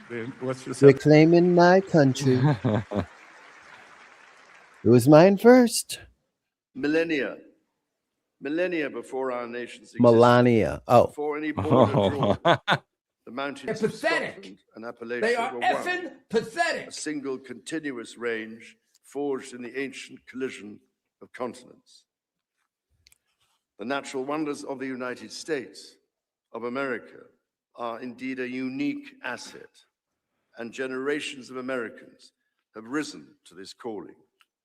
Indigenous, political, and civic leaders, people in rural communities and cities alike, have all helped to protect and nurture what President Theodore Roosevelt called the I'm not glorious shocked. heritage I'm not shocked. of this land's extraordinary natural Typically splendor, do that for dead people. on which but- so much of his We don't like prosperity gum. has always depended. Yet, Oh, wait, what I even missed? as we celebrate, have all helped to protect and nurture what President Theodore Roosevelt called the glorious heritage of this land's extraordinary natural splendor, on which so much of its prosperity has always depended. Yet, even I missed as we celebrate the beauty that surrounds us, our generation must decide how to address the collapse of critical natural systems, which threatens far more than the harmony and essential diversity of nature. We ignore at our peril the fact that these natural systems, in other words, nature's own economy, provide the foundation. Thank you, David for our Attenborough. prosperity and our national security. He turned 100 today. Wow. We've just finished fighting with a winter quilt. I'm haggard now. This is like watching a golf tournament. Yeah. Blue skies. The story of the United Kingdom and the United States is at its heart a story of reconciliation, renewal, and remarkable partnership. 2 or 3 pages left, I think. From the bitter divisions of 250 years ago, we I'm forged a full, friendship but I can't pass that has up this grown great into one opportunity. of the most consequential alliances. They never let in me human talk at history. home. I pray with I all want my to talk. heart I'm the king, damn it. that our alliance will continue Fuck to your defend face. our shared values with our partners in Europe and the Commonwealth and across the world. Mark's always here with us in spirit. And As calm and peaceful as a glacier. and that we ignore the clarion calls to become ever more inward-looking. Bro, Mr. wrap Speaker, it up. Mr. Vice President, distinguished ladies and gentlemen, 1 page after this. America's words carry weight and meaning, as they have since independence. The A action whole society of this will great die nation tonight. matter even more. President Lincoln understood this so well with his reflection in the magisterial Gettysburg Address. Oh, you can find Abraham Lincoln outside. The world may little Yeah, note he's right what out we there say, until Trump builds a fucking arch to but we'll block never him. forget what we do. No, that And bus so to the United States of America, that they got outside in the on your rain. 250th Oh, yeah. birthday, let our two countries rededicate ourselves to each other in the Rededicate selfless ourselves. service of our peoples and of all the peoples of the world. Right. God bless the United States and God bless the United Kingdom. Come on, I here, don't here. know. I don't know. I love Tesla. Open the fucking straight, you crazy bastards. Read history. You learn from history. There you have it. The king has spoken. Man, there was a lot of kissing ass Yeah. on He's both just, sides. He's just slowly walking away. Yeah. This could take several hours for him to actually make it out of the area. Yeah, it's a Trump situation. We don't know how fast he can walk. Well, I mean, I'm glad that they got him there after they just had Netanyahu lecture Congress, and then was it the guy who toppled Assad? They had him at the White House. So Yep. we'll just let anybody in that bitch now. Anybody can go in. You know, British monarchs, which we threw off 250 years ago. Just come on in. Come Speak into to our Congress building. Yeah. Have the least have like the most ironically weird speech ever about how America fought for its own revolution and how we're super cool now. We're super cool. Guys, Water under the bridge. It's all fine. We only, tried to overthrow your country several times. And failed. Roy Wood Jr. Anyway, Mikey, let's get the fuck out of here. Michael Steele. Hey, that's hold on. I'm seeing some familiar. I don't know what you're talking about. I'm seeing some familiar faces. So that's I forget that girl's name, but that's he's got a stupid name too. Oh God, not Blumenthal. It's Interior. That's the former governor of North Dakota. Yeah, that guy. Burgum. Doug Burgum. And then if you look, I'm pretty sure that's Roy Wood Jr. on the left. Why would Roy Wood Jr. be in Congress? Because he's Roy Wood Jr. But if you look right behind him, that's Michael Steele. That is Michael Steele. And then there's that's the black spy guy. So there's some press in there. Some press. How you know black people by the back of their heads, man? I'm black.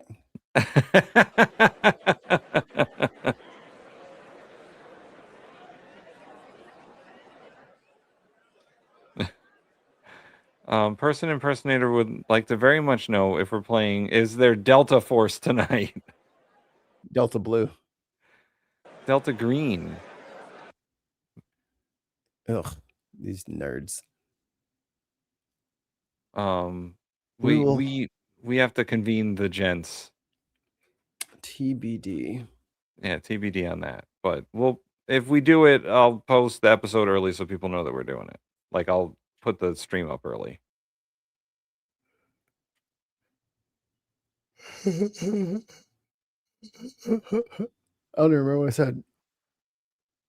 I was being forced on Nice. No, you're good. You're good. Yeah, that's fine. We know. We're cool. Everybody's anyway. Cool. Like I'm and so subscribe. sleepy. Yeah, I'm a little tired myself. Like and subscribe. He put me become to a sleep member. If Viper Scott hasn't already paid for your membership, become a member. And if you don't like YouTube, patreon.com/thebinpodcast. Please and thank you. Please and thank you. And we'll see you possibly tonight for Delta Green. But we will see you tomorrow for the dinner table. In the morning. In the morning or afternoon, depending on the time zone in which you live. Oh, yeah, right. That's right. In my afternoon. But we're going to get out of here. Don't forget to buy your Tim's hat. And all of the other great stuff. Scan the QR code for TeePublic merch. And we will see you later. Don't forget to drink your meat.